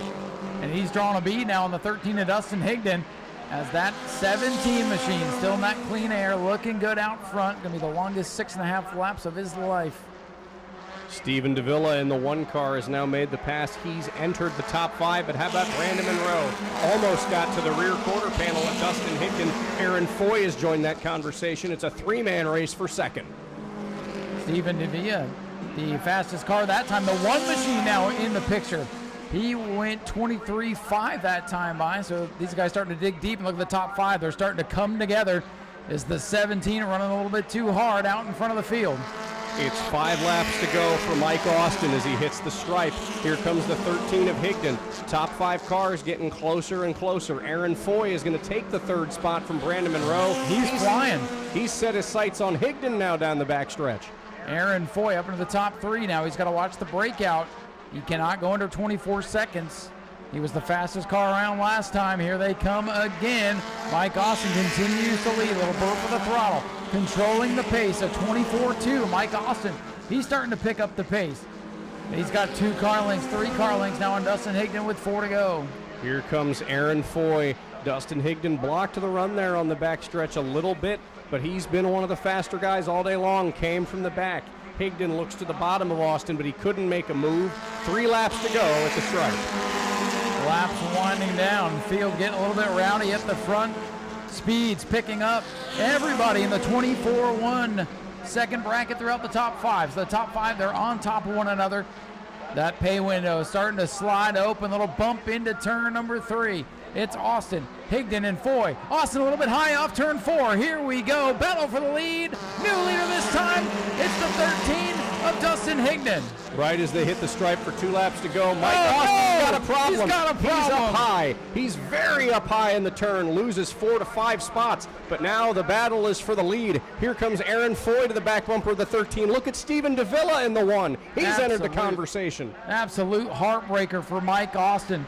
As the white flag is set to fly, Dustin Higdon to the front of the field as the 17 of Mike Austin has a problem at the end of this one. Oh, Brandon Monroe throws it sideways. Look at the battle for the lead down the back straightaway. Who's going to bring it back around? Aaron Foy at the back bumper of Dustin Higdon as they enter 3 and 4 for the final time. Vincent Cortez makes a dive bomb move for third. Foy's going to have one more shot. They come off of the corner, and Dustin Higdon is going to win. Oh! A photo finish at the line.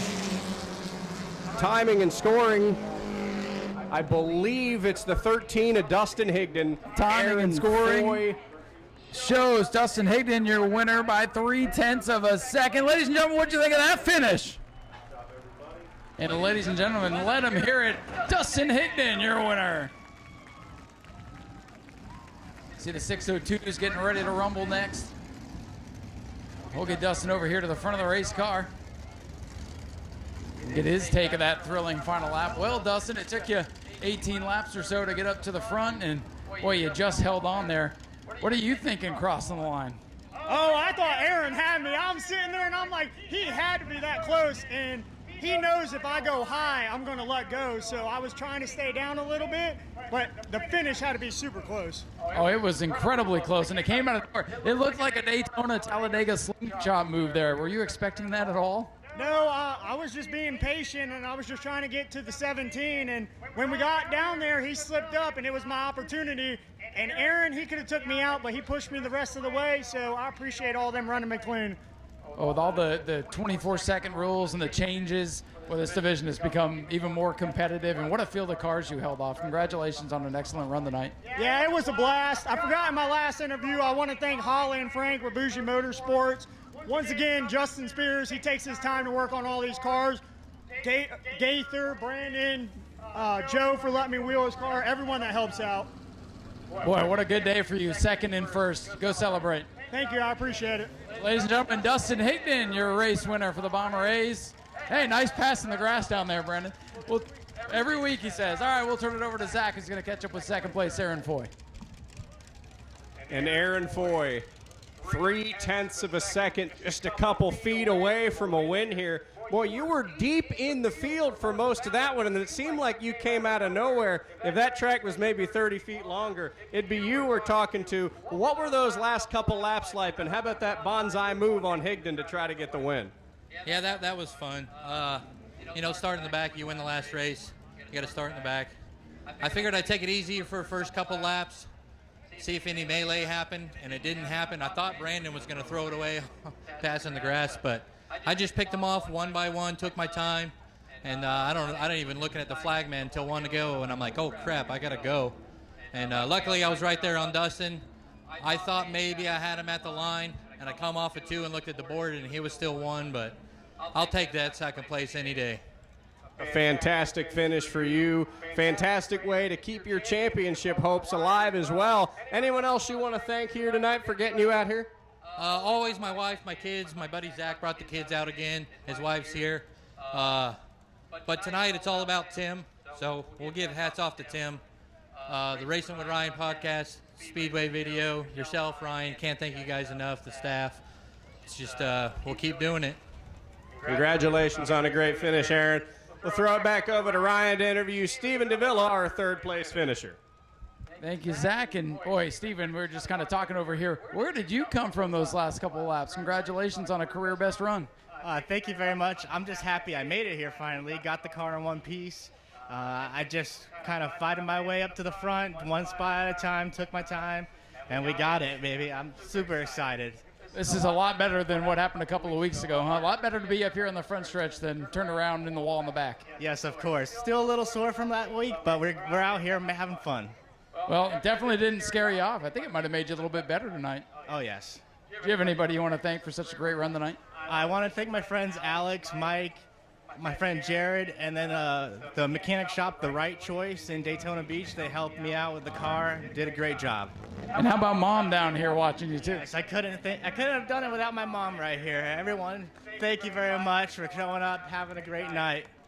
Stephen, congratulations on a career best third place run. Sorry, Zach. Ladies and gentlemen, let's hear it for Stephen DeVille, third place finisher. And we got more race to come. 602 Modifieds getting ready for their 20-lap battle. They'll roll here in just a moment. Well, Zach, I got so excited with that finish, I forgot to grab extra tickets. So I tell you what, we'll get back up topside. We'll get the 602s out. And Zach, if you don't mind taking the reins for a few minutes, I'm going to go visit the folks in Turn 4 that I never get to go see. Give some of them a little thank you for coming out tonight. We've got more tickets to give away after the 602s as well. What'd you guys think of the bomber race? Pretty good, huh? Yeah, everybody loves the photo finish. All right, Zach's going to head up, catch his breath here real quick. He'll introduce you to the field for the 602s. I'm going to go find my friends in Turn 4 and give them a couple of free tickets, too, since I never get to get down there.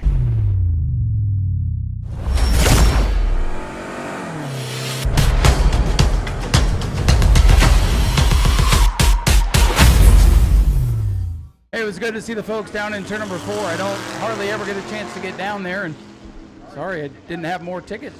There's a lot of you down there. Thank you all for coming. All right, Zach, let's get back to racing. 20 laps here for the 602 Modifieds. Carter Blue on pole. Let's see what he can do. Carter Blue and Hank Baker Jr. going to lead this field to green as the pace car ducks into pit road. They fire up through the cylinders as the green flag waves, and already massive racing at the middle of the field. Boy, they thunder down into turn number 1. Whoa, a shower of sparks, and it's a pair of 2s to the lead. Hank Baker Jr. showing the way. But here comes the other 2 of Matt Jarrett. He was all over the back bumper. Now he's all over the side. They're coming through 1 and 2. Very, very close, but it looks like Baker's going to get the nod, and those 2, they've got a dogfight ahead. Oh, no! Hard into the wall. Matt Jarrett's car is destroyed. The 2s bounced off one another, and Matt Jarrett is in a heap in turn 1. And Zach, I was just going to mention no love lost between those 2 from an earlier race, and it has all come unglued. Safety team going to the scene. A red flag going to come out. We hope Matt's okay. Matt Jarrett's car comes to rest after massive, vicious crash into the turn 1 wall. Safety crews quick to arrive on the scene. Fighting for the lead on lap number 1 with Hank Baker Jr., and obviously something you never want to see. Hard hit and a tough break down there for Matt Jarrett. One of the fastest cars here tonight. You know, I was just gonna mention that those 2 battling for a win a couple of weeks ago. Matt said, I'm not going to take anybody's business here, for lack of a better term, this year. And boy, we're heating up for a heck of a battle there. And big contact, red flag is out to check on the driver and clean up. We'll update you when we can. You folks letting the safety team work down there in turn number 1 to assist Matt out of the vehicle. They are taking their time and doing all the precautions to make sure the driver is good over there. Again, we will keep you updated here as soon as we have further information. Again, folks, the transport team is here, and they are going to do everything to get Matt out of here and take good care of him. And again, we'll keep you updated as soon as we can. All right, folks, a bit of an update from turn number 1. Some good news. Matt Jarrett was able to get out of the machine, and they are going to transport him to Halifax to look him over, but he was able to get out. He is awake and alert, and they're going to transport him for further evaluation. Please give him a round of applause. Sorry to keep everybody in the dark for so long, but wanted to make sure that we had the proper information. Again, driver was able to get out. He is alert. He is being transported for further evaluation. Couple cars fewer, Ryan, and honestly, they had been the best cars so far in this event. So now this field seems to be wide open for the taking. Yeah, now you got to wonder about the 2, Hank Baker Jr., what's going through his mind. One of his friends, one of his competitors just had that terrible thing happen, battling for the lead. So, again, everybody now has to take that deep breath as well, get themselves ready to go. Scott Jarrett gets moving off of pit road. Again, the Jarrett Held family, there's a connection there. So, you know what's going through the mind there. Obviously, you saw the 33 Shane Held. That's Matt's stepdad. He's pulled out. He's going to take the ride and check on his son there. And we will see what happens. It looks like Baker's going to go high. Blue is going to go low. And the rest of the field files in suit. Lights are down on the Daytona Dodge American Auto pace car. Your leader is the 2, Hank Baker Jr.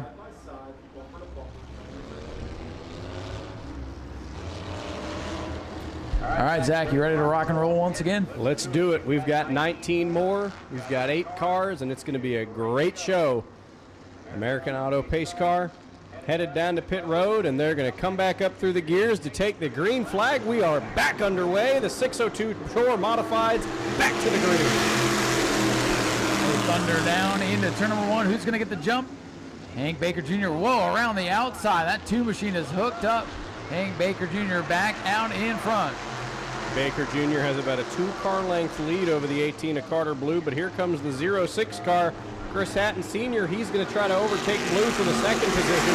They're side by side at the line, and I think Hatton's going to get it as they enter turn 1. Chris Hatton Sr. in the 06, looking sporty.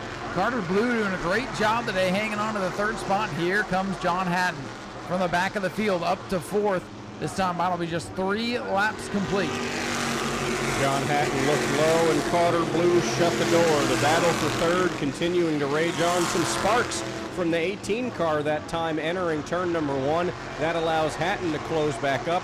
Battle for 3rd, the closest one on track, but here comes Chris Hatton Sr. closing the gap on Hank Baker Jr. Chris Hatton Sr. with a move in turn number 3. And we got a battle heating up for 3rd. We got a battle heating up for the lead. Good little race going on with 4 complete. Hank Baker Jr. still leads by about 3 car lengths down the back straightaway. Chris Hatton Sr. in the 06 with another big shot into turn number 3. Hatton getting into the 3rd turn very well. There's a battle for 1st, a battle for 3rd, and now there's a battle for 5th. Chris Hatton Jr. alongside Scott Jarrett in the 97. There's side-by-side battles all over this racetrack, but the one for 5th, Hatton Jr. is going to take the position away and force the 97 up high just a little bit. Hank Baker Jr. still in control as they come off turn number 4, leading by 2 car lengths. Looks like the 2 is a little bit better on the straightaways right now, and Chris Hatton Sr. better through the corners, but it's slippery down on the bottom in 1 and 2. Chris Hatton Jr. making that move now, gets the 5th position away, but the battle is for 3rd. Here comes the 88 car of John Hatton. He's closing in again on Carter Blue, coming through turn number 3. He's at the back bumper. He'll look low on the front straightaway. Blue will shut the door. The battle rages on. 06 is really good in turn number 3. Chris Hatton Sr. going to draw another beat on the 2 of Hank Baker Jr. Really closes the gap but loses it all on corner exit. This time by 8 laps complete, 12 to go for the 602s. Here comes the 88 of John Hatton again on the bottom of Carter Blue, trying to take the 3rd position away. From the gap to the lead now, 2 to 3 car lengths. The battle for 3rd. Whoa, there Carter Blue looked a little bit high. John Hatton falls back for now. Blue takes the 3rd position. Carter Blue having one of his best runs of his career. And now he's got company to the outside as they come down the main straightaway. Blue giving him plenty of room up there. John Hatton trying to take 3rd away. He'll set sail into the corner. John Hatton takes 3rd on the high side off turn number 2. John Hatton will get the position from Carter Blue. He'll come around the corner. The leaders will get the sign halfway through, and it is Hank Baker Jr. at the front, but he's coming up now on those slow cars. That might allow for Chris Hatton Sr. to get that pass for the lead there, Ryan. Traffic could come into play. They've got the 1 of Hansen not far ahead of them. Chris Hatton still within striking distance. However, the charge from that car seems to be losing it just a little bit now. As Hatton gets a little high in turn number 1, starting to drop backwards. Hank Baker Jr. in control. Any gap that Hank Baker Jr. loses on the turns, he regains on the straightaways. That 2 car is bad fast coming out of the turns, and the 06 is bad fast going into the corners. They cancel each other out, but these slow cars might lend a bit of a helping hand for Chris Hatton Sr. The gap is closing as they come up on Hansen. Oh, big move by the trouble right in front of the leaders. Look out, they all get by. Oh my, another heart-stopping moment here in the 602 feature.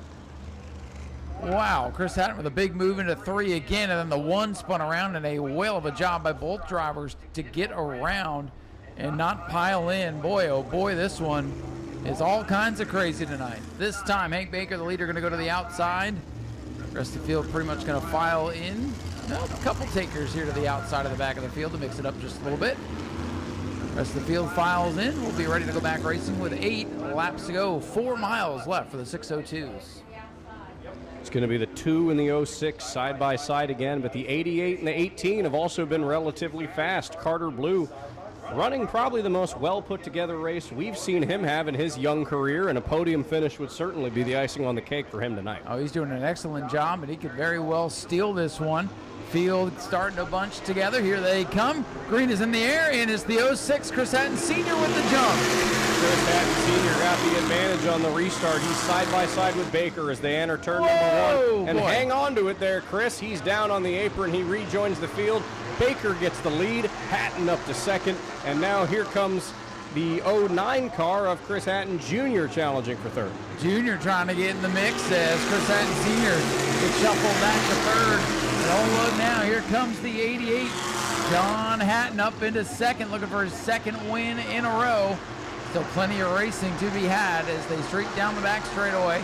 Your leader, Hank Baker Jr. in car number 2, brings it off turn number 4. 14 laps complete. The 06 car, Hatton Sr. got very, very loose there coming out of turn number 4. He almost fishtailed up into the wall, but he was able to save it. Ryan, I think there's something going on with that 06 car after that restart. And I think he might have slipped over there in the weepers and lost all his momentum, and now he's trying to get it back. The problem is that 88 car is bad fast, and so is the 2, so he might be running out of time as they get a high five from Tyler up on the flag stand. Less than 5 to go for the 602. The 2 car proved that he can be beaten. Chris Hatton Sr. caught up to him there just before the caution. Now John Hatton trying to do the exact same thing. Closing the gap ever so slowly, but I think Hatton Sr. is closing the gap even closer. He's even closer to the 88 now. Battle back here on the front straightaway. Greg Newman and Scott Jarrett duking it out for position. Everything pretty calm up near the front. Hank Baker Jr. the biggest lead he's had all day as John Hatton's car goes up the hill in 3 and 4. That'll extend the lead now for Hank Baker Jr. May have a battle for 4th here as the bright yellow 18 is going to try to hold off the bright orange 09. Hank Baker Jr. headed down the back straightaway, but not so fast. Here he comes up again, closing in on the slow car, the one of Jason Hansen. We might not reach him again, but Tyler's going to give him the popsicle sticks for 2 to go for car number 2. Laps quickly winding down. Less than a mile to go for the leader, Hank Baker Jr. Battle for second brewing once again. Chris Hatton Sr. in that 06 trying to make something happen. John Hatton goes high. Here comes Chris Hatton Sr. to the bottom. They almost come together. Hatton has to load up. 1 lap to go, and they get around the slow car. Hank Baker Jr. gets around. He's now 10 car lengths away from second place. He's pulling away through 3 and 4 for the final time as Hank Baker Jr. Hank Baker Jr. will bring car number 2 down this long straightaway to the checkers. The race is over. Tyler missed his cue, but Hank Baker Jr. gets the win. John Hatton is second, third to Chris Hatton Sr. Well, that was a wild one, Zach. That was definitely one of the more interesting races we've seen this evening as Ryan is now headed down trackside.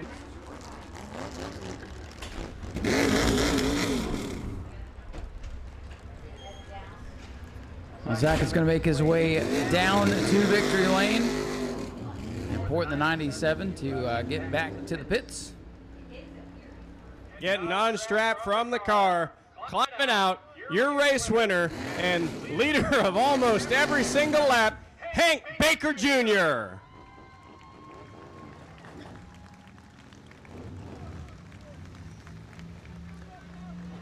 We'll get a word with Hank. A dominant performance there for you and in car number 2, and let him get his fire suit off here.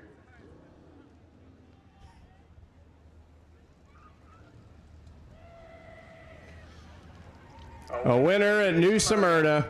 Hank, you were racing close there with Chris Hatton Sr., and man, it looked like that was going to be a close battle there before the caution. Were you worried about him closing in on you again with that restart? Yeah, no, I definitely was. I told my dad on the radio he's got a fast car and it's going to be hard to get by him on the start. So I'm just glad that we did and we got the win.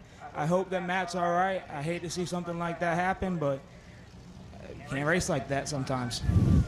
And Hank, you had the fastest car all day, leading almost every single lap of this one. You were choosing the outside on nearly every restart. It was gaining you almost every advantage with that battle in your rearview mirror. Is there anyone else you want to thank for getting you here tonight? Man, I can't thank my dad or my grandpa enough. They're the ones that really helped me get to where we can be out here and do this for you guys. And I want to thank all the fans for coming out here. We would not be able to do this without you guys. So thank you guys. I'd like to thank my sponsors, Paramount Medical Billing, and I can't read that right now, I'm sorry. And then my wife for dealing with me always being at the shop, but that's about it. Well, thank you, Hank. Congratulations. We'll throw it on over to Ryan now to interview our second place finisher, John Hatton. Thank you very much there, Zach. We'll catch up with John Hatton. John, you had to pass the most cars today, getting a little something there. Go ahead, John. John, congratulations on a good drive through the field, man. Looks like you had a really fast car. Just looks like the handle went away there over that final run. Yeah, it started to get real tight in the end there. Just had to hold on for the rest of the race. So let me ask you, when you win a race, it's a great thing, but do you like going to the back for the next race, or do you find that to be not as fun? Not at all, but second, and then I don't have to start in the back next race. So. That's right. You can earn your spot for the next race and go challenge for the win. Exactly. Do you have anybody you want to thank tonight? My dad, my whole family, my cousins, for everybody setting up the car. John, good run. Past the most cars tonight. John Hatton with a solid runner-up finish, and Zach's going to go find Chris Hatton Sr. at a good run in the purple machine. Our third place finisher rounding out the podium, Chris Hatton Sr. in the purple number 06. And Chris, I really thought you were going to get past the 2 car there in turn number 3 and then that caution.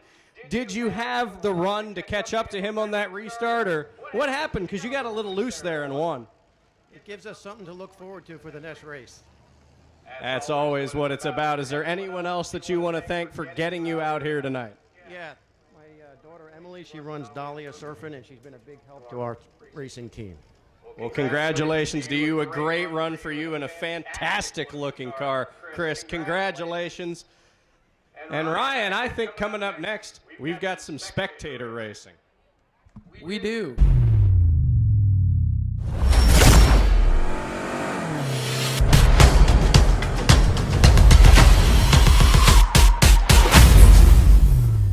All right, so down here on the inside, we have Justin in the 2013 Audi, and we'll go see who he's going to be up against. Sir, are you a Tesla fan? This guy right here. You guys like Teslas? Yeah, they like Teslas. All right.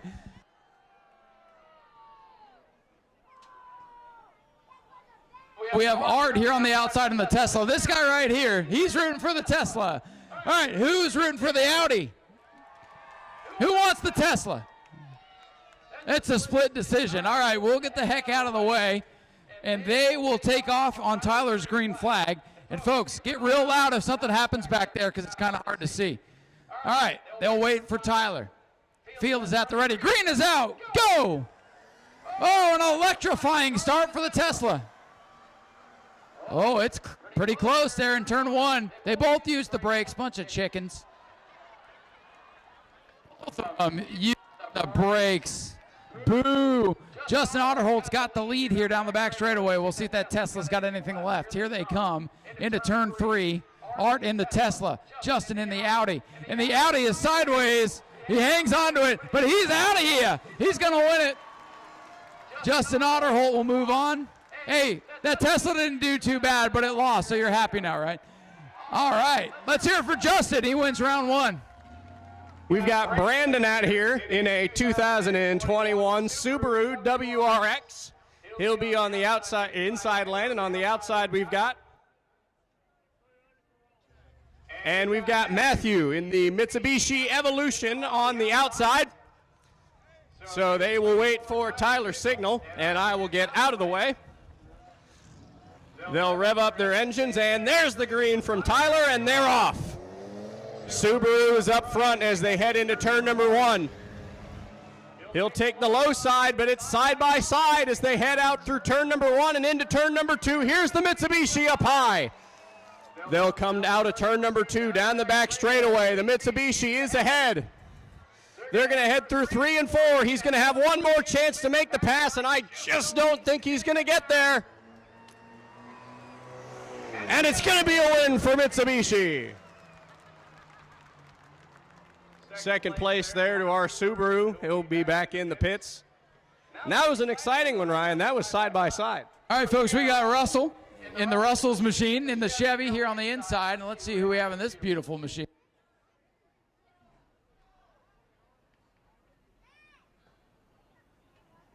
So we have Chris Feeney here in the pick-em-up truck on the outside. He had that cool school bus a couple of months ago. So we got Chris versus Russell. Pick your favorite. We'll get to safety. I think a lot of people are rooting for Chris. But let's see what Russell can do on the bottom. They will wait for Tyler's green flag. Tyler at the ready. Green is in the air. Whoa, Russell got caught napping. He was doing some landscaping and he got caught napping. And Chris is away. Look at this. This old pick-em-up truck might play spoiler here tonight. Whoa, whoa, whoa.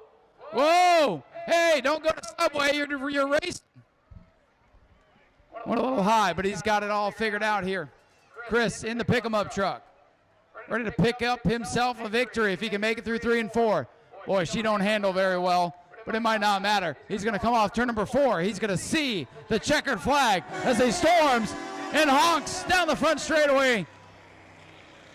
He's a honking winner here at New Smyrna. And he'll move on to the next round. And, well, by default, he's going to go to the finals. The pickup truck went to the pit, so this might end up being our finals. Well, this very well could be the finals, fans. So who do you want to see win? Do we want the Mitsubishi or do we want the Audi? In a few short moments, we'll find out as soon as Tyler drops that green flag. There he goes, and away they go, and it's the Audi on the outside. Oh, the Mitsubishi stalling on the front straightaway. He's pulling up. Can we get a push for the Mitsubishi, or is it too late? The Audi's coming out of turn number 2. He's down the back straightaway. He's on the move, but it's no match. The Audi's coming through turns 3 and 4 for the final time. And it looks like the pick-em-up truck is back, and in the finals, he will be racing against the 2021 Audi, who comes to the checkered flag. He'll be racing against Chris in the F-150 Crown Vic Hybrid, and here comes the Mitsubishi through turns 3 and 4. He'll see the checkered flag. And Ryan, we've got an interesting finals here on our hands. Chris got the memo. He's in the finals for a chance to win money. So should we handicap the truck? Should he get a head start? What do you say? Let's start 3 car lengths. No? 4? 4 car lengths. How about 5? No? Heads up? So again, Ford F-150 on a Crown Vic chassis. Oh, he is going to get the head start. All right. So you got Chris on the inside, Justin on the outside. Pick your favorite. They will wait for Tyler's green flag. First one back around is going to pick up $100 for their troubles. Tyler waves the green. Justin gets on the gas, and oh, he makes up for the head start like it was no problem at all. Justin still using the brakes. Truck drove way down in there before he got on the brakes. Justin Otterholt's got the big lead. Chris is going to hope he can't make a set of corners. Here they come into 3. Justin Otterholt, he's put, oh, here comes Chris. Come on, Chris, pedal, buddy, pedal. Justin Otterholt off the corner. If it'll hook up, he will go to victory lane in the Spectator races. Justin Otterholt picks up the win. Ladies and gentlemen, big round of applause for your winner, Justin Otterholt. All right, Justin, you've won this thing a couple of times, and tonight was kind of crazy. You almost had to win this one twice because you had to get the semifinal up against a fast car. Then you had to beat that awesome pick-em-up truck. Yeah, and it was quite slick on the track.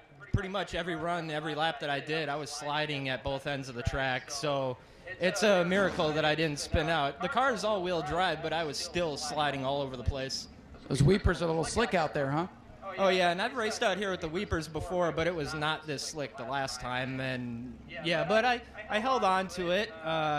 That Evo that I don't know if he broke or stalled in the second round, but yeah, he's really fast as well, and I might have gotten lucky that this didn't work out for him. It's unfortunate that we didn't get to see that one heads up, but it worked out in your favor, and you're a winner here again.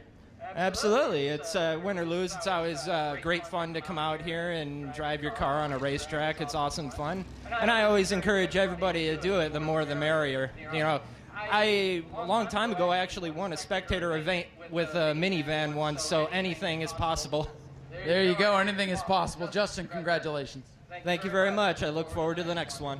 Ladies and gentlemen, let's hear it for Justin Otterholt, your winner.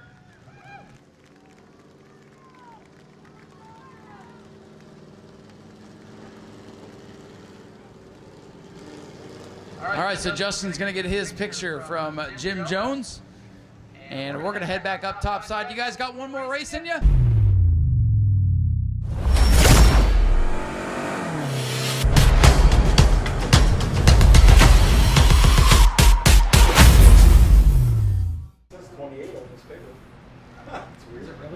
Yeah.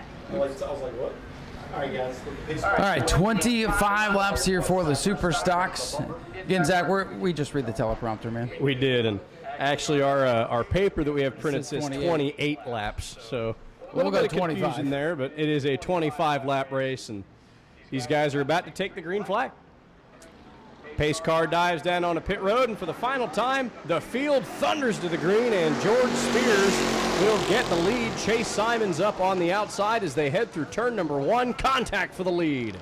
A little bob and a weave in there for the top spot, and George Spears will come off turn number 2 of the lead in that orange 23 machine.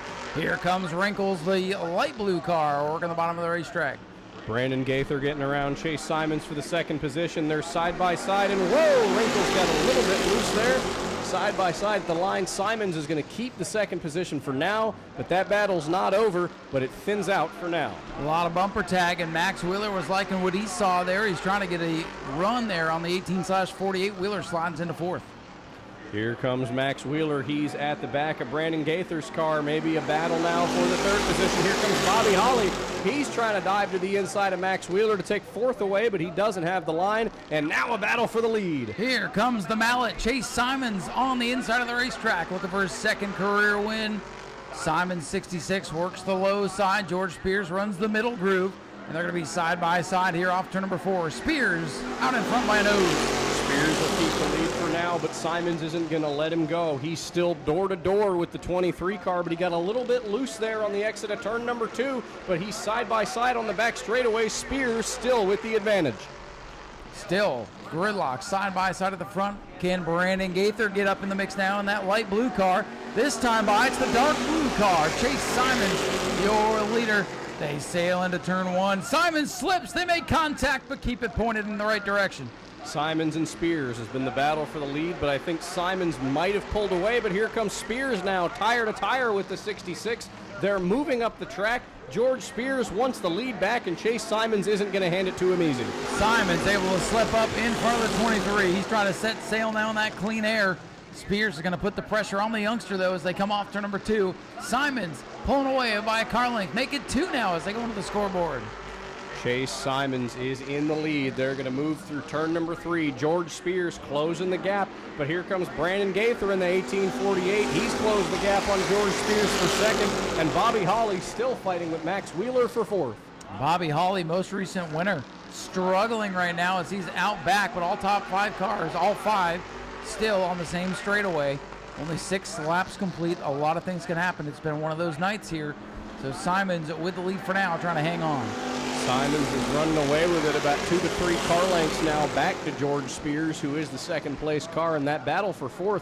Bobby Holly just can't seem to get around Max Wheeler. The youngster is doing a masterclass in blocking on the former track champion. And as you say that, here comes the champion down on the inside. Bobby Holly going to work the low side. Max Wheeler, the rookie, going to try to hold him off. Max is going to have the momentum. He almost got a piece of the wall, and now Bobby Holly out in front. They almost got together there, and it looks like they are coming up into turn number 2. Wheeler is loose, and he saves it coming out of the exit of turn number 2. Boy, Bobby Holly and Max Wheeler like magnets today. Every time they get near each other, contact is made, but up front it is still the mallet, Chase Simons, your leader. George Spears trying to close the gap to Simons, but Chase Simons has one thing that George Spears doesn't, and that's clean air. He is going to keep pulling away, but here comes Bobby Holly. He's looking to get to Brandon Gaither to take third away. The gap now only a car length and a half. Make it 1 car length, make it half a car length as they exit turn number 4. And Bobby Holly's 56 car starting to come to life as old Wrinkles is starting to peel apart. The right side sheet metal on the 18 flapping in the breeze as Bobby Holly pulls to his back bumper. Bobby Holly now a quarter of a car length to the back of the 1848. They're headed down the back straightaway into turn number 3. Holly getting the back bumper in some clean air as they move into the corner, but Gaither keeps the spot, gets loose out of the corner, and the sheet metal on that car, as you said, Ryan, just flapping in the wind as Holly makes contact with the back bumper. Bobby Holly, the 56 car, he's there. He's putting the pressure on. He wants third away from Wrinkles. Brandon Gaither trying to hold them off. They almost get together going into turn number 3. Holly gasses up into that back bumper again as they come off turn number 4. Good battle for the third spot as Gaither pulls away. Bobby Holly wants that third position, and he wants it bad, but Brandon Gaither is not going to give it up to him.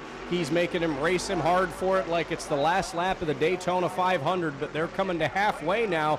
Chase Simons has been driving away, a little bit loose on corner exit of turn number 4 there, but other than that, he keeps his gap to George Spears. Good battle for the third spot. It's all Simons up front. Spears, the point leader, trying to hang on to second, but starting to lose ground. Bobby Holly cuts it low off turn number 2. Gaither in that blue car trying to hold off the veteran, this time by 14 laps complete.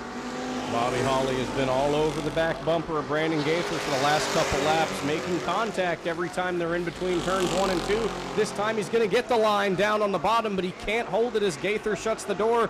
They move to the back straightaway, and he's got to regain all that ground once again.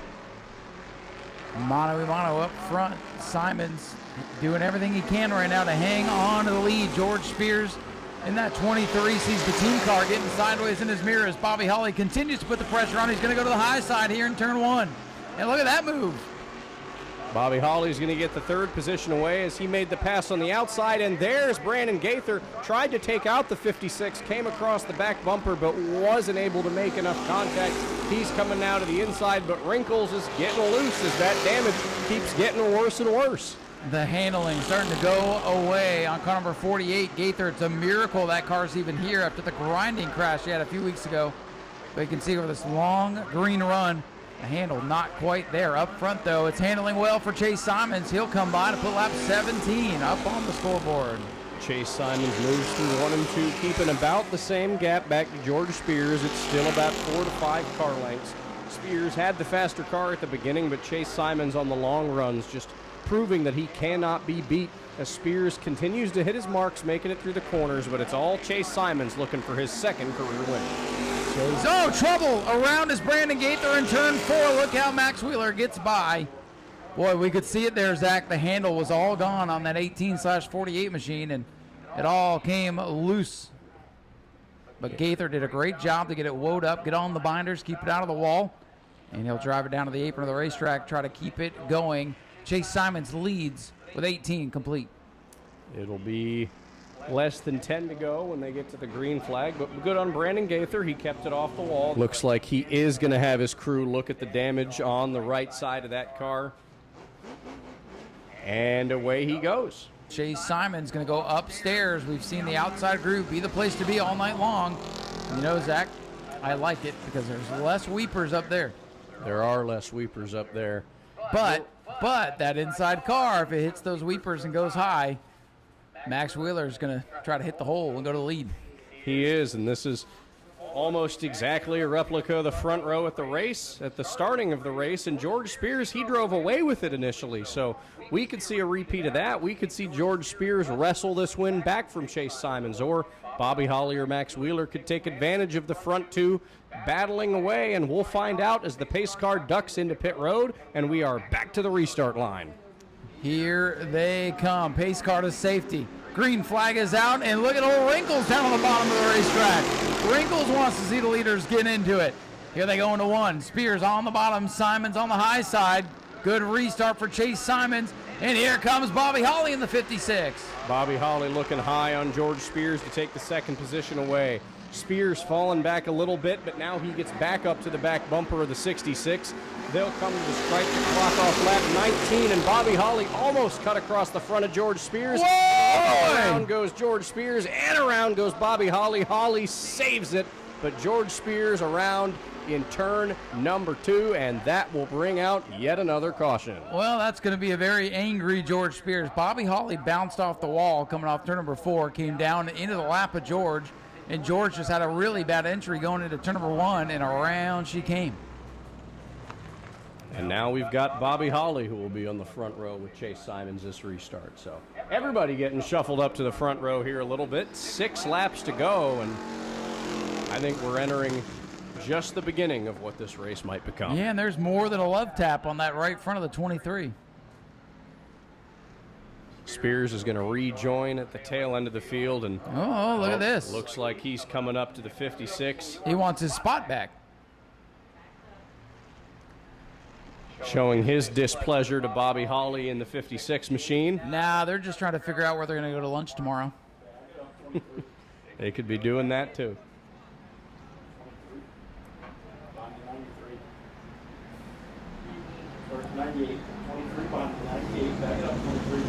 So Spears going to have to come from the rear with 6 laps to go. This will be fun to watch.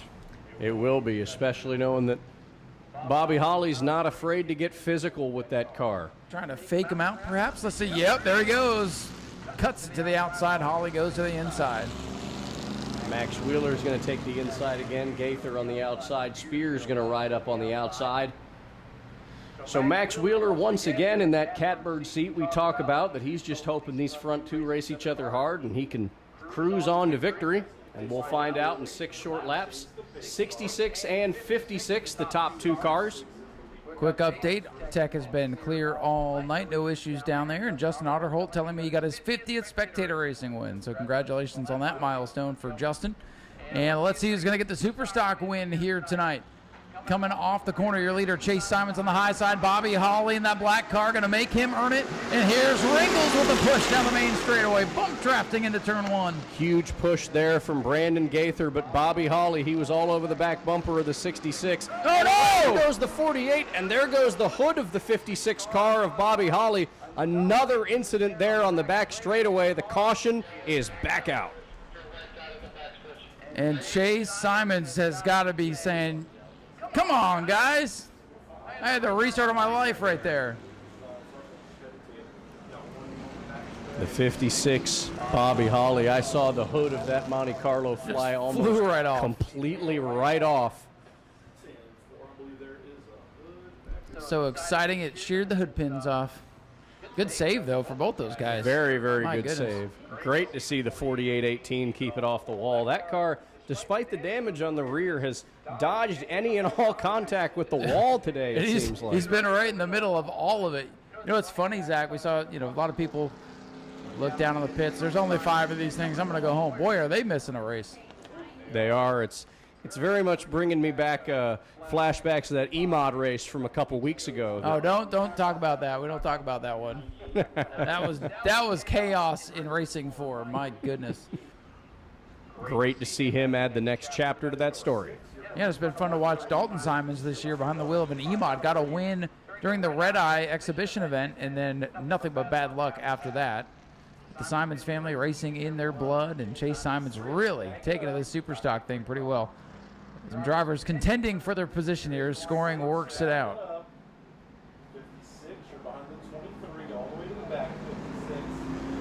And Bobby Holly, he's going to have to go to the back of the field. He was the cause of the caution, so he's going to drop back to behind the 23 car. See, he knows it. He tried. He tried. He thought about it, but he's getting cheeky with it. Island of a car up there. Wheeler's going to take the inside again, and that'll put George Spears up behind Chase Simons, and those two raced each other pretty hard early. So we'll try again with 6 laps to go. Chase Simons In the box, 66. and Brandon Gaither. Again, Simons on the outside, Gaither in that beat-up blue machine on the bottom, Max Wheeler on the inside in row 2 with George Spears, who is outside, and Bobby Holly again coming from the back. They're all very much in play. Good restart for Brandon Gaither as they come back to green. Brandon Gaither, did he get quite a jump, and now he's going to be the leader. Simons up on the outside. They make contact. Here comes Spears shifting to the bottom lane. Simons up on the outside with help from the 23. It's a drag race down the back straightaway. Simons in the preferred spot, but Gaither runs him up just a little bit. Some contact. New leader off 4. He's loose. He's sideways. Hangs onto it. Simons going to fight back. What a battle for the super stocks. I don't care if there's 2 of these things. Oh, no, more contact. And here comes George Spears back into the mix. Look out, back straightaway. Spears is going to move to the bottom alongside Simons, who's pushing Brandon Gaither in the lead. Here comes Bobby Holly back into the mix. Whoa, they're going to come. Look out! They all come together and save it. New leader, Spears. George Spears now at the front of this field. A wild card race this one has been. It ain't done. Brandon Gaither clearly not happy with Chase Simons, but here comes Bobby Holly to take the 3rd position away.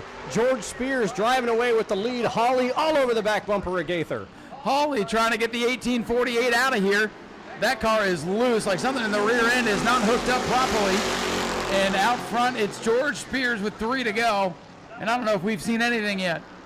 I don't know either, as Bobby Holly's going to take the 3rd position away. Max Wheeler trying to take 4th away. Spears, Simons, Holly, they come out of turns 3 and 4. They'll get popsicle sticks from Tyler this time by. 2 to go, and here comes Chase Simons. I still don't know how the whole field did not wreck 3 laps ago in turn number 4. And George Spears trying to hold off Chase Simons, who's digging deep, trying to get it back. Bobby Holly very much in the mix. Top 3 separating from the field. White flag, final lap of the night, getting set to fly. Top 3 tightening up off the corner. Here they come. White flag in the air. Chase Simons got to the back bumper of George Spears that time by. He's going to go into turn number 1. He's at the bottom. Now Spears shuts the door. They come to the back straightaway. Contact. Simons is loose on the back stretch. Here comes Bobby Holly. I think Simons has the better car, but Spears has the better track position. It's all going to come down to turn number 4. Here they come. Final checkered flag of the night. George Spears rallies to steal it. Simons is 2nd. Holly is 3rd. Max Wheeler in 4th, and Brandon Gaither hangs on. And what a race. What an absolute barn burner this one was there towards the end. Fantastic racing from everybody there in the field. Look at George Spears, veteran of the Superstock division. And here he is picking up another win on his extensive resume.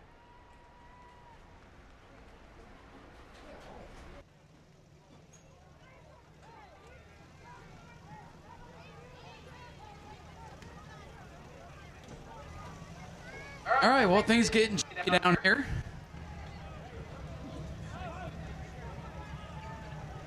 Some words being exchanged. We got one happy driver and everybody else is ticked off here today in Family Fun Night.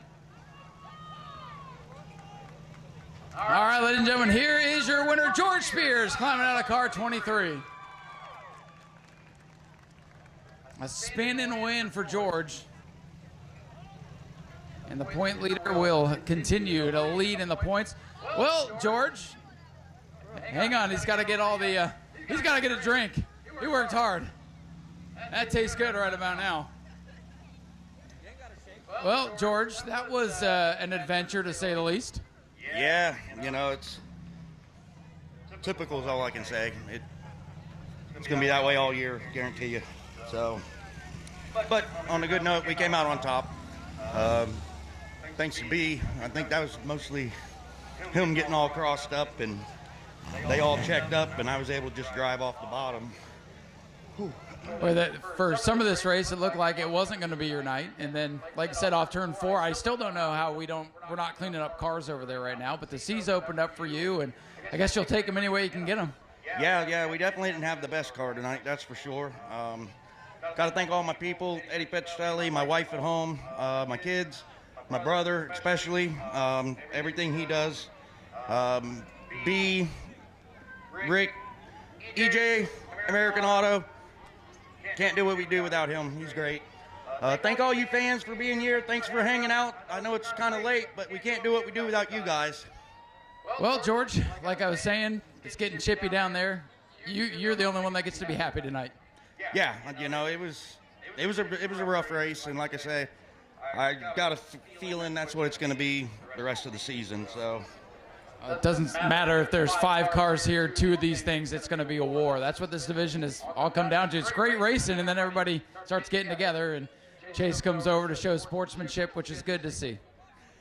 Yeah, the racing's never boring. That's for sure. You know, it don't matter if we have 3 cars. There's usually still a good race going on. So, but yeah, thank everybody. Thank all the staff here too, you guys. Tom, thank you, buddy. I guess that's it. George, go celebrate, man. Congratulations. You had to earn that one. George Spears gets the win tonight. And Zach, I think maybe we let things calm down over there, and you get to go interview Chase, who seems like he's in a good mood too. He does, and things got a little bit chippy down there on pit road, and still hanging out here a little bit. We'll make our way down here to our runner-up finisher. That's Chase Simons in the 66. Our runner-up finisher, who Chase, for a while it looked like you were driving away with that, and those restarts, man, you were faking low, going up high, doing all of it, and that battle with George, man, track position was everything. How much does the clean air affect being in the lead of this race and being in control?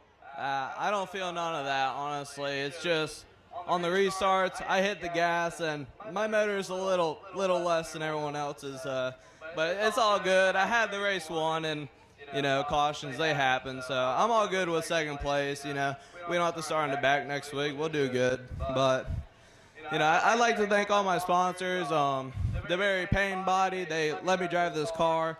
And Knuckle Sandwich, Feeding My Crew, Ace Enterprises, McMillan Creek Ranch, Sorry Charlie's Bar, and American Auto. Yep. I think that's all. Thank you to all my sponsors. If I forgot you, that's my bad. I'd like to thank my mom and dad, my crew, for working on this thing all week. It was bad fast, just not the right situation. So. Well, you have a fantastic rookie season coming together right now in Super. Chase, congratulations on a great run today, and we'll throw it back on over to Ryan to interview our third place finisher, Bobby Holly. Well, it looks like we got more extracurriculars over there in the infield, so unbelievable. Poor sportsmanship, to say the least. You guys don't get yourself in trouble over there. That's all I can say. Bobby, hey, you're not in trouble. You're calm, cool, and collected. I know this didn't go the way you wanted. Maybe the call there at the end didn't go the way you wanted, and sorry if you're missing the fight, but good run for you. Yeah. I don't know. That kid deserved that race right there. He should have not been run over like that, but it is what it is. It's the way it all comes down. I'm still very impressed off turn 4. You guys were all trying to wreck. You didn't. You guys have some amazing car control, and y'all put on a great race. So I know you didn't get the result you wanted tonight, but y'all put on a hell of a show. I don't know about car control. It's just trying to hit the right way. Sometimes it just works out right. Yep. I want to thank Titan Construction, CNS Concrete, Cheryl and Stitches, Holly's Automotive, Daytona Sportswear, everybody that helps me, my crew, my son, Aaron. They got this thing going. It was going good. Just one of those bad deals. I want to thank all the fans for coming out tonight, sticking around. I know it's late, but. Oh, listen, all the fans have stuck around. Some of them probably left. There's only 5 cars. Well, they missed a hell of a battle. We appreciate you being out here and being a part of it. Yeah, I want to thank Tom up there, too. He deserves it. You guys gave old Speedway Video some action tonight. Speedway Video. Bobby, great job. Third place for Bobby Holly. A wild, wild way to end this one. You all got a better view of that than I did. But thank you all for coming out to Family Fight Fun Night. Hope you guys, did you have fun? Did you guys have a good time? Let me ask you one more question. Did y'all get your money's worth tonight? Come back and see us next week. We're going to do it all over again. and it's probably only going to get more wild as things go on. Big thank you to Zach again for helping me out tonight. I don't know, my voice was going away there at the end. He's been a huge help. Thank you to all you guys sticking around. The racers really appreciate you sticking to the bitter end. We here at the racetrack appreciate you guys week in and week out supporting short track racing. So please, please feel free to hang out with us for a little bit. Things are a little bit rowdy here tonight. If you want to hang out, Last Lap Saloon will be open. If you're on your way home, please get home safely. My name is Ryan Stevens. This is Zach Miles. On behalf of us and everybody here at the New Smyrna Speedway and the Hart family, we thank you so much for being here. Come back and see us next Saturday night. More great racing to come.